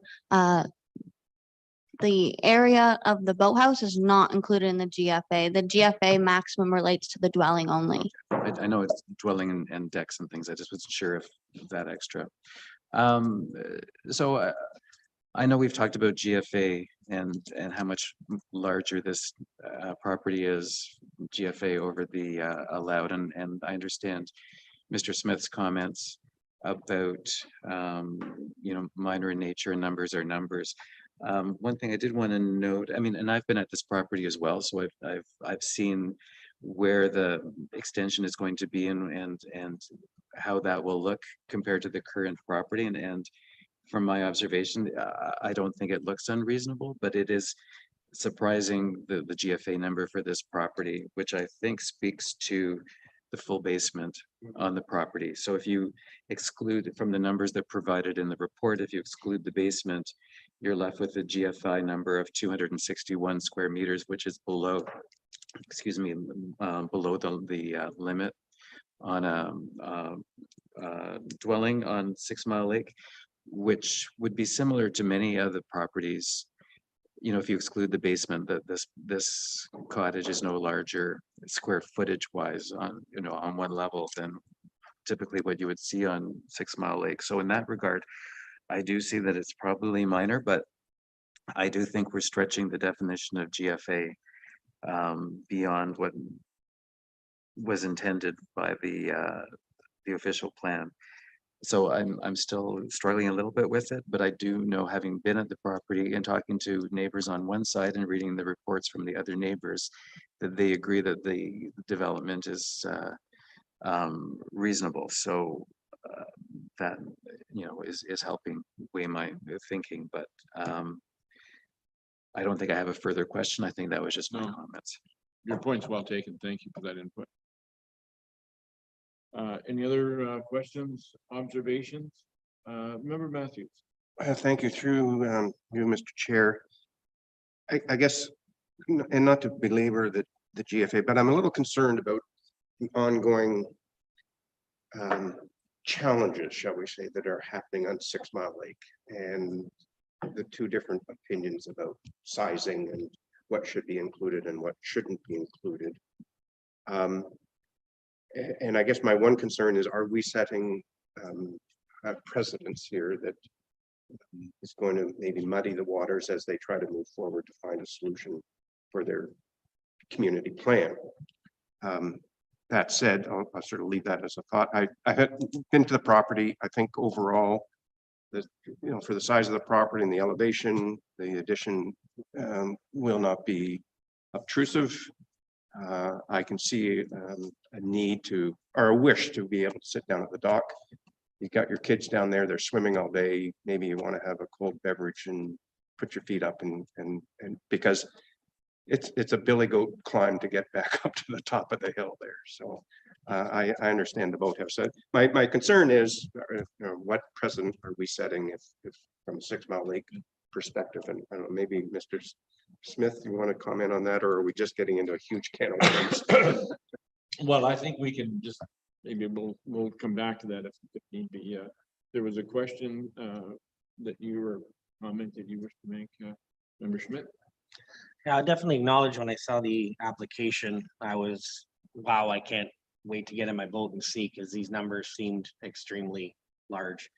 The addition that's being put on, is there intention to put basement underneath that?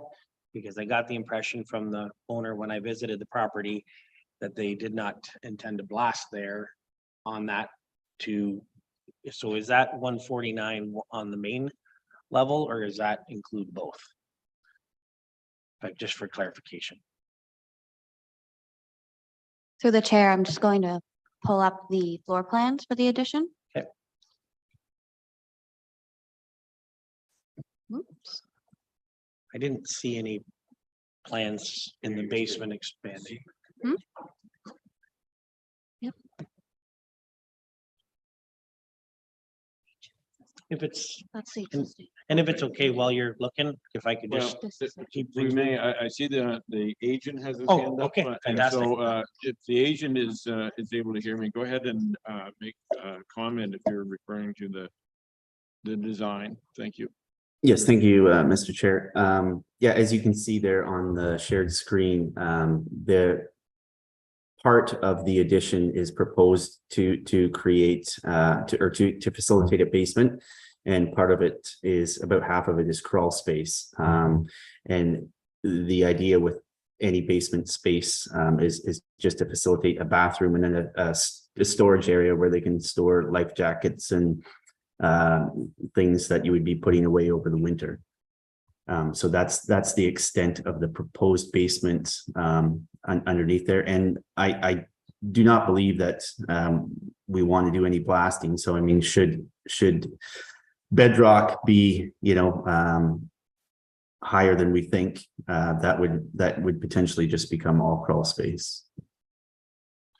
Again, just for clarification, my understanding is that the height of the basement is below 6'1", that it's not considered as part of the GFA. Is that correct?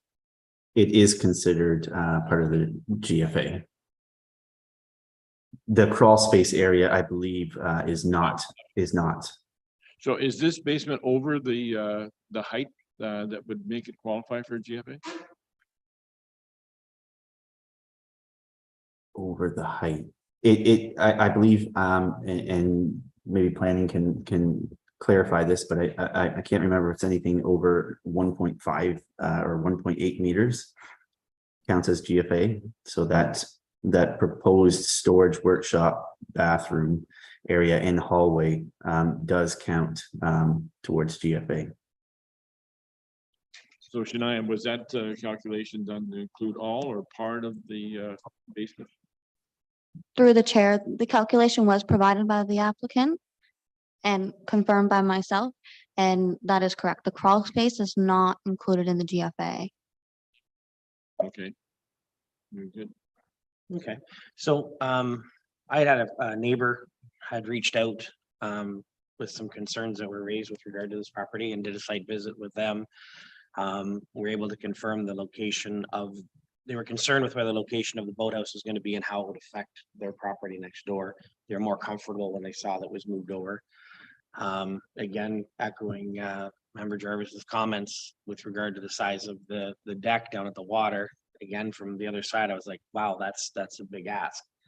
When I went to do a site visit and transition between the upper level to the lower level, it's not so much about a view down there. I think it's more so that if you had your children swimming or, you're going to be utilizing the water, there's no way to do so from the top and make sure people are safe down below. But you'd want to be able to congregate down at the water level.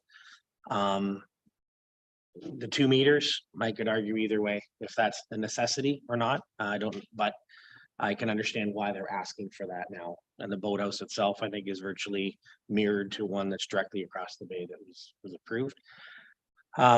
Again, the numbers I thought were very big. Then when I got up to the property, I think the existing dwelling is a 1,750 square foot bungalow.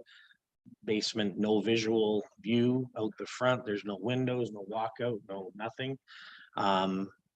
So once I saw it, I think it's the definition of the GFA that becomes more confusing than the actual use of the property on the dwelling on the property.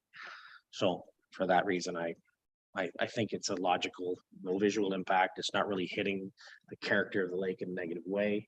I think when it's done, it'll be a tasteful development. But I too, the numbers scared the heck out of me before I did a site visit. I thought this is crazy, but thank you.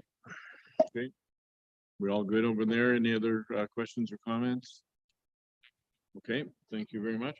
And I did have the opportunity to visit the site as well, and I agree with Member Schmidt's comments that seeing it certainly adds clarity, especially if you get down to that floating boathouse. There, you can see everybody else in the area has a floating boathouse that is similar in design to what's being proposed by the applicant. And if you're trying to monitor your children or have a place to put your canoe, having that little bit of space on the boathouse seems to be very appropriate. Just one quick comment on precedent setting. It's, as you know, typically the Committee of Adjustment doesn't look for precedent. We take each case on its own and examine the information is being provided and analyzed by the planning department and make our decision on that. Certainly not based on what took place earlier. And as we can say, for those that do site visits, everyone is different and unique, and you can't really compare it to something in the past. So having said that, with no further questions or comments, I'll read the resolution. Moved by Member Schmidt, seconded by Member Rivet. Be it resolved that the Township of Georgian Bay Committee of Adjustment hereby approves minor variance application A23-16 for the construction of an addition, dock, and in-water boathouse, and subject to the following conditions: that the owner provide a property tax certificate or correspondence from Township Financial Services indicating that all property taxes have been paid up to date with respect to the property that is subject to this decision, and that this decision applies only to the addition, dock, in-water boathouse as indicated on Schedule A, attached to and forming part of this decision. Any other variances that may appear on the schedules that are not listed in the written decision are not authorized. And finally, that this decision expires 3 years from the date of decision if building permits have not been issued for the development. All those in favor, please signify by raising your hand. Thank you. The motion is carried. Yes. The motion is carried. The application is approved. Thank you. We are currently at 10 minutes before noon. Is everybody okay to continue on with these? Very good. Based on Member Jarvis, we will take a 5-minute bio break. So we will reconvene in 11:55.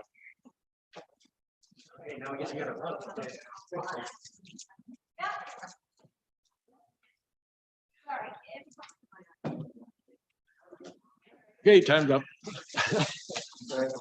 Precedent setting was not about this development 6-month. They just will they use this to their advantage, right? Because you know the ratepayers and the cottages. This right, they should include GMA. They shouldn't include GMA. You know, they just have to deal with this the way it is. I'll tell you one of those.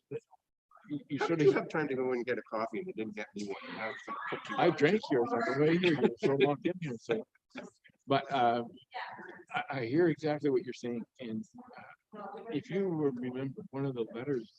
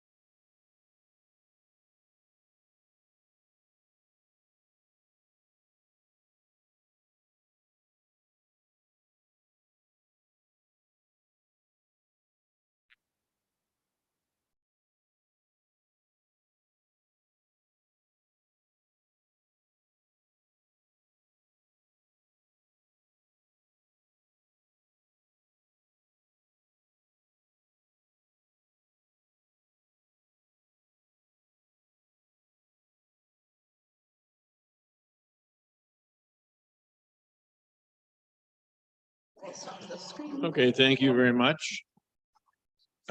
We are back in session.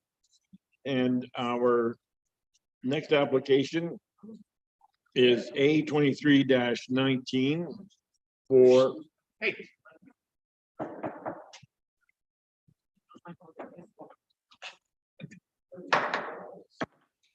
Our next application is A23-19 for 92 Trans-Canada Bay Road. To the planner, please.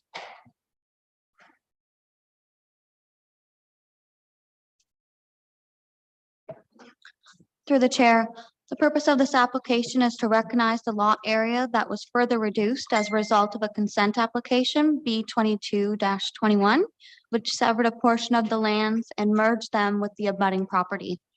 The new lot area is 4,888.2 square meters, and this minor variance application is required as a condition of consent. The lands front onto 6 Mile Lake and are characterized by mature trees. The property is developed with a detached dwelling and accessory buildings. The reduced lot area does not create any issues of non-compliance with the existing buildings on the lot, meaning that the buildings remain in compliance with the setback requirements outlined within the zoning bylaw. Although the lot area is being reduced, the situation remains the same. Before the consent, the lot was undersized. After the consent, the lot remains undersized. Approval will satisfy a condition of consent that benefits the neighboring property, 74 Trans-Canada Bay Road, by adding lands where their driveway and parking area are located to their property, providing the residents with legal access. Staff are recommending approval. Thank you very much. Madam Secretary, has there been any correspondence in this application? No correspondence was received. Thank you. Is the applicant present and do they wish to make comment? Is there anything you'd like to add to what the planner said? Well, if you do, then I'll need you to come up to the microphone, turn it on. And please provide us with your name and address. Pat Van de Bosport. I'm sorry, what was your name again? Pat Van de Bosport. And as was mentioned, this was a condition of consent that was granted in January. I talked to Mr. Smith. The one thing was the survey that's attached is a sketch, I'll call it, but it was found to be the reasonable approach to this, and appreciate that very much. Other than that, that's it. Is there any member of the public that wishes to speak to this application? Okay, seeing none, I'll bring the application before the committee for any questions or comments. And Member Jarvis.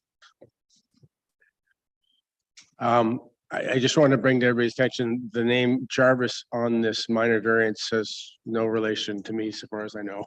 That was it. You don't know that. We got to talk.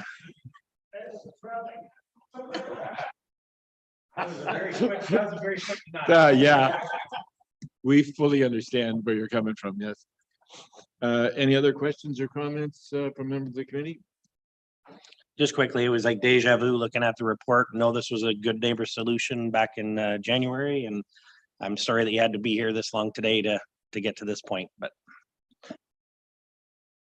Seeing that, I will read the resolution. Moved by Member Predko, seconded by Member Matthews. Be it resolved that the Township of Georgian Bay Committee of Adjustment hereby approves minor variance application A23-19 to recognize the lot area and subject to the following conditions.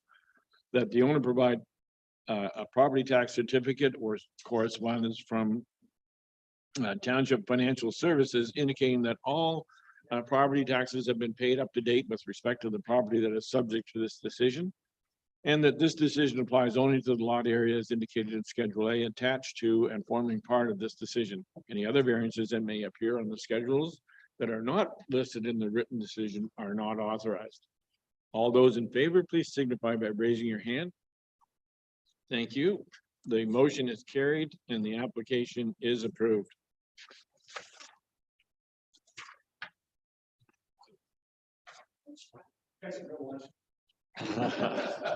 Thank you. Thank you, Mr. Jarvis.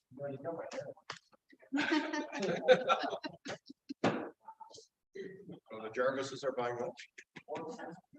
Our next application today is A23-21 for 201 Stewart Lake Road. To the planner, please.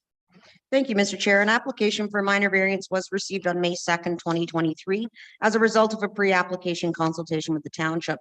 Subject property is a large rural property comprised of 1.18 hectares or 2.92 acres with a frontage on Stewart Lake Road of 218.51 meters. Stewart Lake Road is a municipally owned and maintained road. At the present time, there is a residential dwelling on the property that is identified by MPAC as being a duplex. The owner wishes to construct a 160 square meter detached garage on the property with storage. All setbacks from the proposed structure to the lot lines can be met based on the proposed location of the garage. A detached garage is a permitted use on the subject lands. Section 4.1.15 of the zoning bylaw does permit a detached garage to have a maximum gross floor area of 112 square meters and a maximum height of 4.5 meters, which will be exceeded in this particular case. The property does abut wetlands. However, the location of the proposed garage is to be a minimum of 35 meters from the property boundary that abuts the wetlands, and staff are satisfied that the proposal will have no detrimental impact on the sensitive lands. I'd just like to show you a quick picture. If you can just follow my cursor, that is the location of where the garage will be. And as you can see, the entire lot here abutting the wetland complex is all trees, and there is going to be no disturbance in this area whatsoever. They are not provincially significant wetlands, and the minimum distance from a wetland to a property boundary, or sorry, to the actual structure itself will be 35 meters minimum. Staff are recommending approval of the application based on a review of the relevant policies because the proposal is consistent with the provincial policy statement and does meet the 4 tests of a minor variance.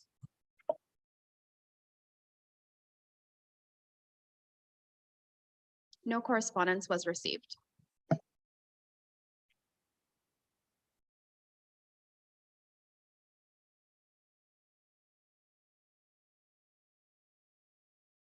We have someone online from representing the applicant. Please go ahead when you're ready.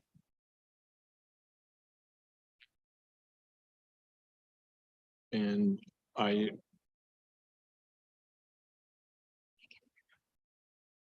sorry. Okay. Please go ahead on behalf of the applicant if you have something to add to what the planning department has provided.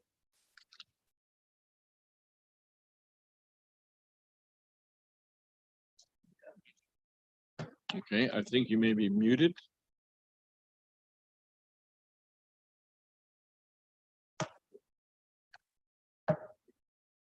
Okay. Thank you for reviewing this application, and I have nothing to add. I'm available if there's any questions. Okay, thank you very much. Is there any member of the public that wishes to comment on this application? Okay, seeing none, I'll bring the application before the committee for any questions or concerns. And Member Jarvis. I have no real issues with that. Just a question for clarity. In this proposal, it's all for just storage. Is there any consideration at this time for a living unit above, or is that what is discussed with the planning department at any point in time? Through you, Mr. Chair. It is my understanding that it's strictly a garage with storage. At this time, there was no indication that there would be any residential dwelling. And there's no plumbing installed at all? No. Thank you. Okay. Any other questions or comments? Seeing none, I will read the application. Moved by Member Smith, seconded by Member Matthews.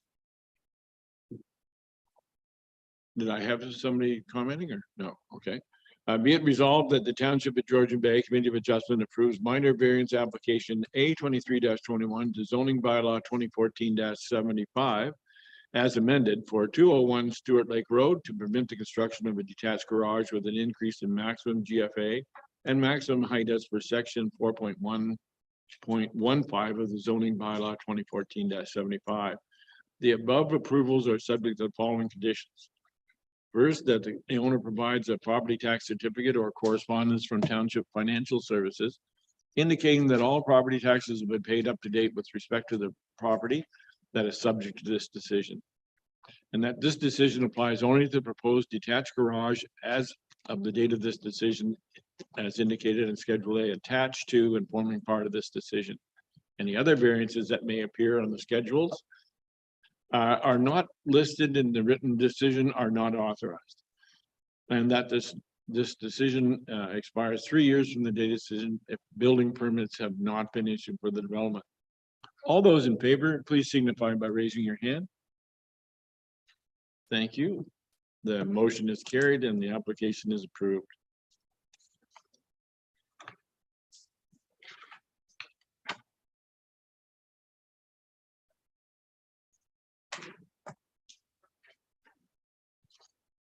Our next application is A 23-23 for 134 Lake Road. To the planner, please. Thank you, Mr. Chair. An application for a minor variance was received by the township on May 5th, 2023 as a result of a pre-application consultation. The property is comprised of 0.32 hectares with frontage on Baxter Lake. At the present time, there is an existing dwelling constructed in 1982, a boathouse constructed in 1959, a sleeping cabin constructed in 1970, and a garage constructed in 2010 on the property, according to MPAC. The owner wishes to construct a 94.76 square meter addition to the existing cottage, a 36.42 square meter Muskoka room on the lake side of the dwelling, and a proposed new deck walkway on the southeast side of the cottage.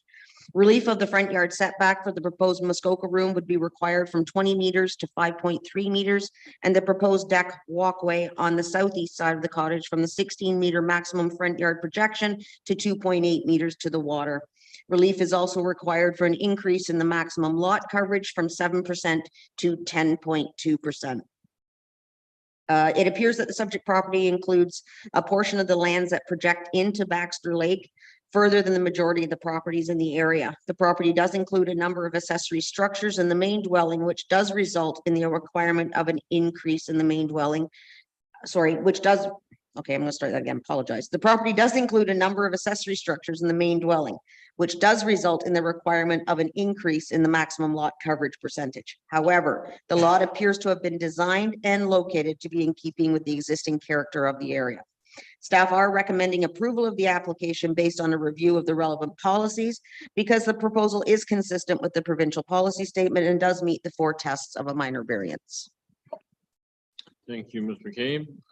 Madam Secretary, has there been any correspondence in this application? 5 letters of support were received from Steve Farrelly, Paul Carosa, Beth and Pete Becker, Anthony Siddell, and Alan and Kathy McFidrin. Thank you. Is the applicant present and do they wish to make comment? If so, please identify yourself at the microphone.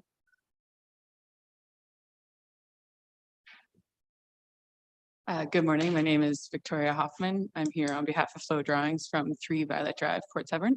I am the applicant and beside me is John Simpson. He's the property owner. I'm just here to answer any questions, but I would like to highlight something for you. Looking at this survey right now, what I want to kind of highlight, just because the way that the survey came back, it shows us what's there and what's also being added. In our redesign, we like the important thing, I'm going to pull up another table for you guys afterwards too, just quickly, but at the top there's a portion of the building that's being removed, and that portion has a 4.8 meter setback. And then there's a portion of the deck there also at the top that has a 2.8 meter setback.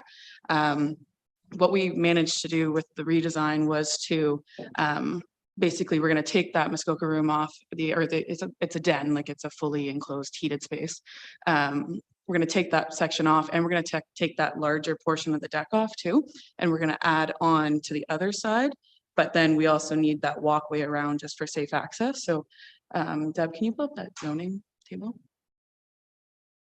Yeah, we had the benefit of a guided tour from Mrs. Simpson when we were there. And she, well, to her credit, or someone's credit, the area of development was clearly marked out with tape and string and stuff like that. So it made it quite easy to understand. And I can't tell you how much I appreciate that from our standpoint, being able to see it in that fashion? No. I don't know, the main highlight just being that yes, there's two variances on here, but the deck projection is 2.8, proposed to be 2.8. We're removing it, we're flipping it to the other side, that's gonna be more hidden. And then the existing front yard setbacks, yes, it's not 20 meters, but the existing is 4.8 and the proposed is 5.3. So the goal was to pull it from the lake. Okay, then I think, as I say, that was well indicated on site. So we'll see if there's any questions there and come back to you. Is there any member of the public that wishes to comment on this application? Okay, I'm seeing none online or in attendance, so we'll close the public portion of the meeting and bring the matter before the committee for any questions or comments. And, Member Jarvis, you had a question? Yeah, no, I just point of clarification, and I too had the benefit of a tour by Mrs. Simpson, and I also agree that having that place, the proposed changes marked out makes it a lot easier to understand what's going on. So really appreciate that. Just clarification: the proposed deck walkway that you're putting on is really for better access down to that dockage area in the back. Is that correct? Correct. Right now, it's sort of helter-skelter getting down there. Yeah, okay, thank you very There's much. kind of an existing deck structure there, and we're just trying to kind of do the same thing, but on the side and actually a reduced. Right, so that deck walkway would have a bit of a slope to it then, would it not? I mean, would you consider it a deck? Because it won't be flat. It won't be level. No, the idea is to have it at the main floor, and then if we have to step it kind of with the Oh, grade, just with okay. the way the door placements, it should work out fine. Okay, thank you.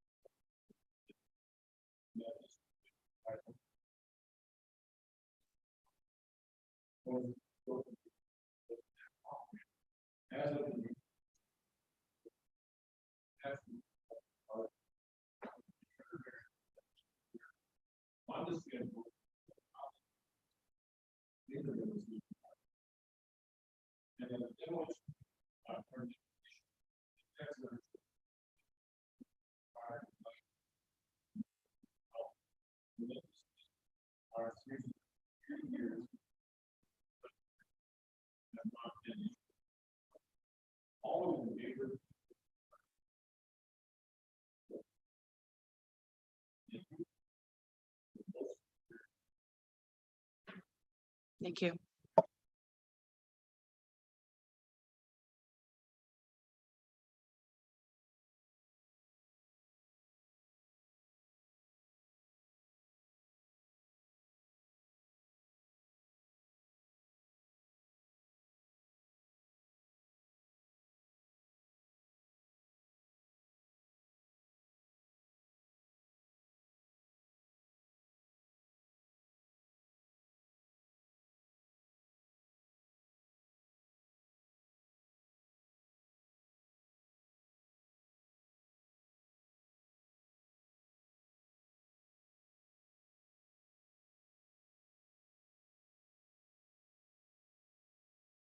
Thank you, Mr. Chair. An application for a minor variance was received by the township on May 15th, 2023 as a result of a pre-application consultation. The location of the subject property is shown on attachment One, there is currently an open building permit being permit 21-354 for the construction of a new dwelling on the property.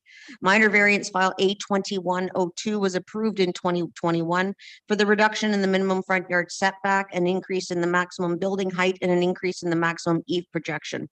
There is currently a site plan agreement registered on title dated June 28th, 2021 to regulate the development on the property.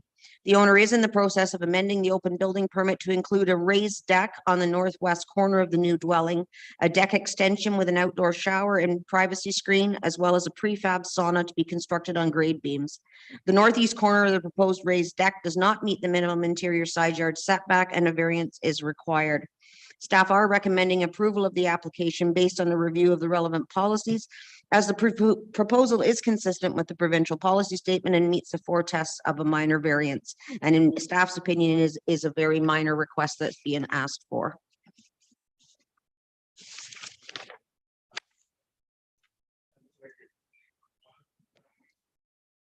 One letter of no objection was received for Angelo Gravina. Is the applicant present? And if so, did they wish to add comments? We have them online. I believe they're online. I'll just pull them over.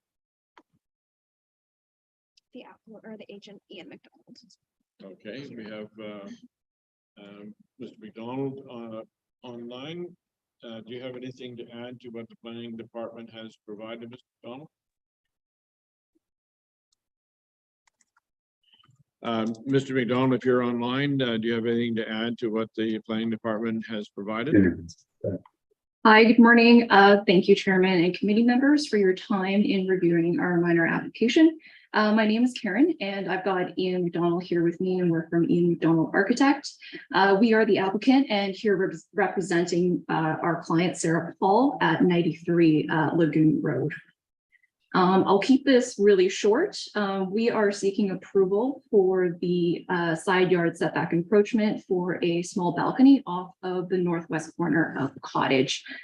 This was originally approved for a stair, allowing direct access to the water from the lower level. I'm just going to quickly share my screen here just to pull up the plan.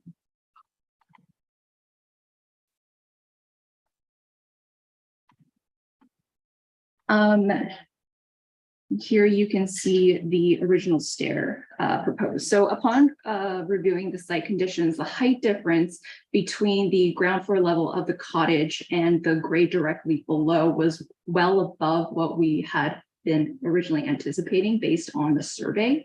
Based on that height, it would require a stair that would be greater than 18 risers, thereby requiring a mid-landing and substantially increasing the length of that stair and the arduous journey down to the waterfront. So in lieu of the stair, we are proposing a small 10.6 meter balcony as a place of quiet repose from which our client can sit and maybe have her morning coffee. The balcony projects past the front face of the cottage by 17 inches and north by 6'7", situating itself between existing trees. And we have provided some renderings of the balcony itself here. You can see that the balcony is going to be clad in a stained charcoal to match the cottage.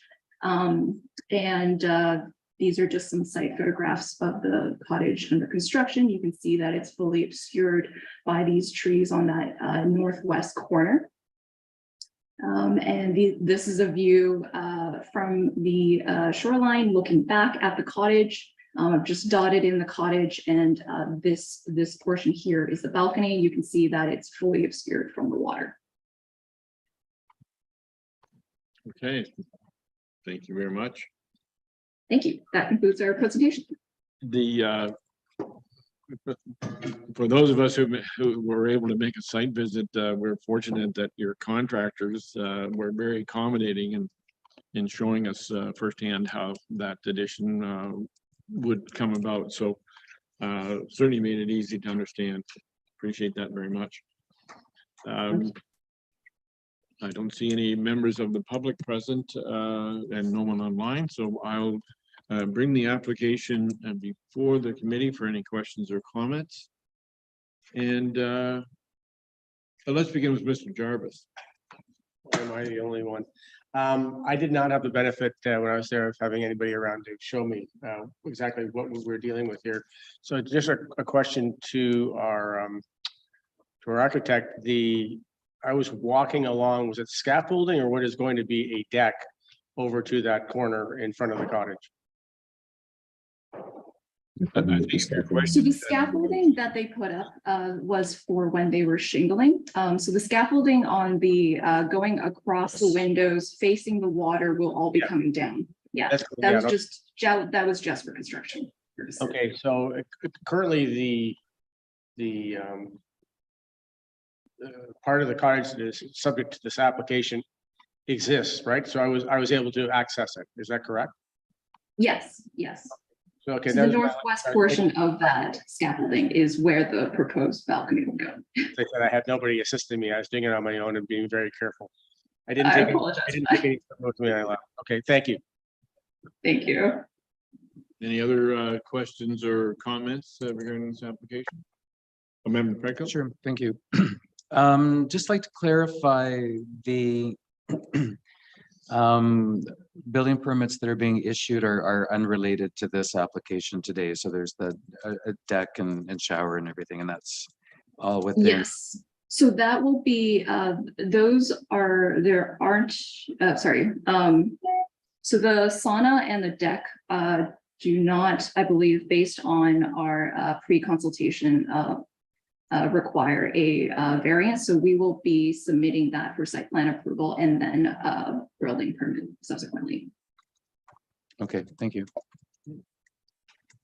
Any other questions or comments? Okay, seeing, Member Matthews. Thank you. Just Member Pretko raised a point. Is the outdoor shower going to be the same spot as this 10 by 10 little balcony? No, no. No, it's That is further south on the site plan. Okay, the little one we're looking at right now is just off of that door or off the bedroom, correct? That's exactly, yeah. It's literally just a raised balcony with decking on it. There's no plumbing going in there. Thank you. Okay. There are no further questions or comments. I'll read the resolution. It's moved by Member Rivet, seconded by Member Jarvis. Be it resolved that the Township of Georgian Bay Committee of Adjustment approves minor variance application A23-25 to zoning bylaw 2014-75 as amended for 93 Lagoon Road to permit a raised deck on the northwest corner of the cottage under construction, subject to provisions of zoning bylaw 2014-75. The above noted approvals are subject to the following conditions. One is that the owner provide a property tax certificate or correspondence from Township Financial Services indicating that all property taxes have been paid up to date with respect to the property that is subject to this decision. Secondly, that this decision applies only to the proposed raised deck on the northwest corner of the cottage under construction as of the date of this decision as indicated in Schedule A attached to and forming part of this decision, and any other variances that may appear on the schedules that are not listed in the written decision are not authorized. And that this decision expires 3 years from the date of the decision if building permits have not been issued for the development. All those in favor, please indicate by raising your hand. Thank you. The motion is carried and the application is approved. Thank you very much.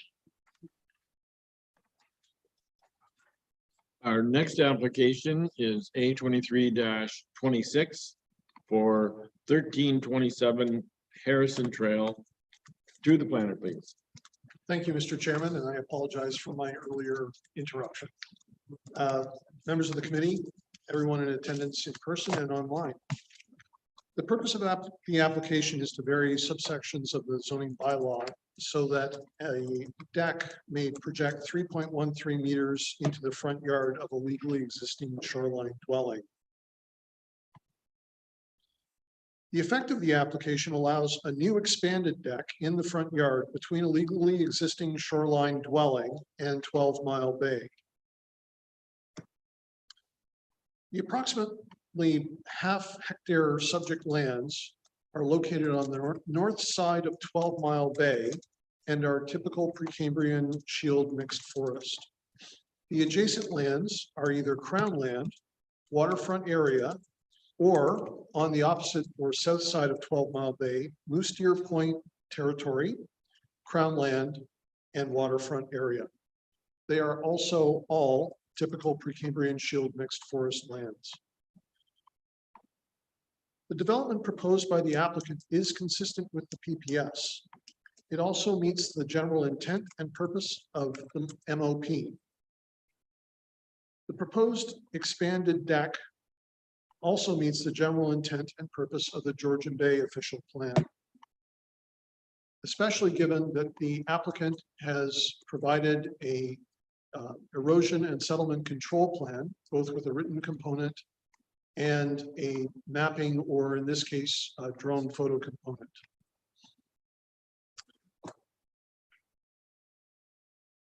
The reduction of the 4-meter projection into the front yard for a deck to a 3.31 meter projection, while at the same time allowing the new expanded deck at the front of the legally existing shoreline dwelling with a reduction in setback from the high water mark from 13.4 to 12.28 meters is in keeping with the general intent and purpose of the Georgian Bay zoning bylaw 2014-75.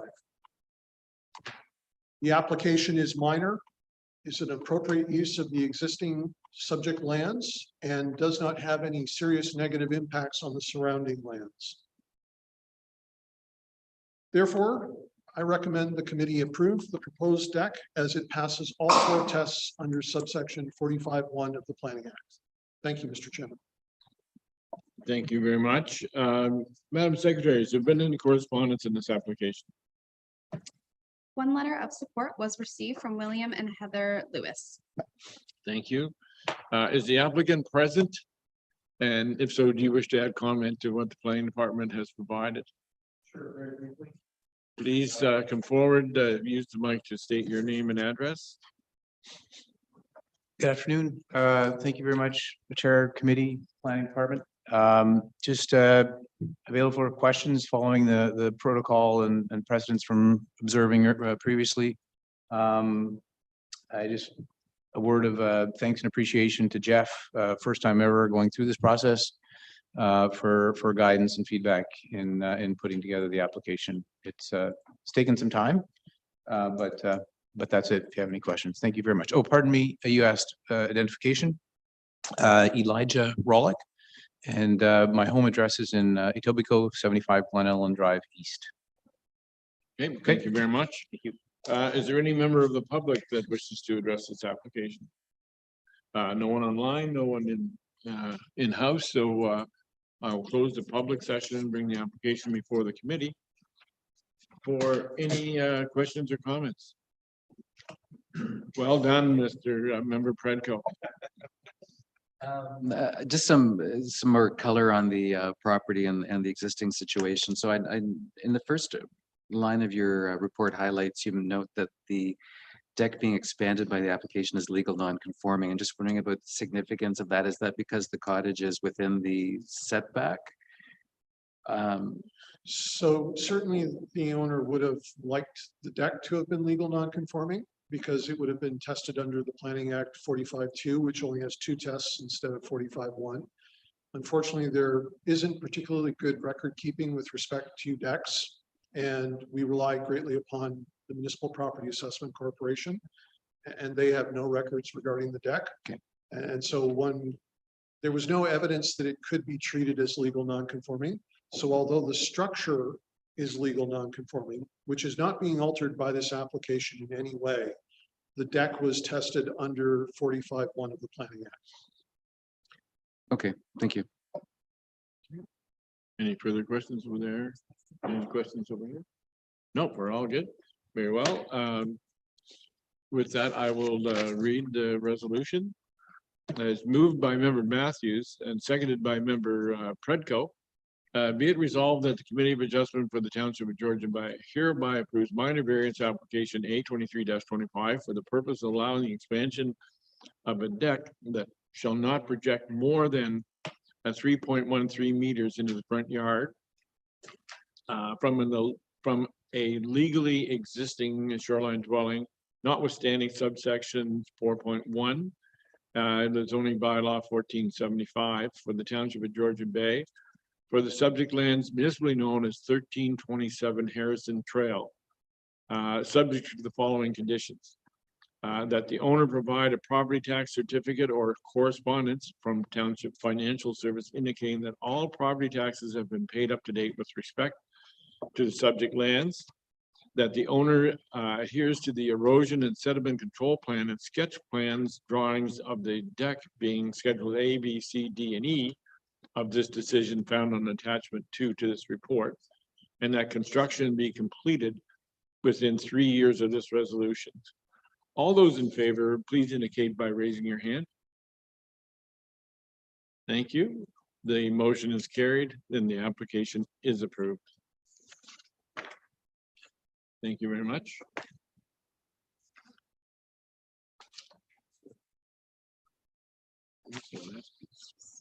Yes.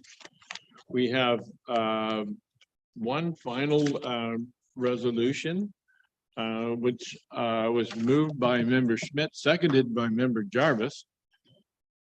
Be it resolved that the Township of Georgian Bay Committee of Adjustment does now adjourn at 12:30 p.m. until August 18, 2023 at 10 o'clock a.m. or at the call of the chair. All those in favor, please signify by raising your hand. Thank you.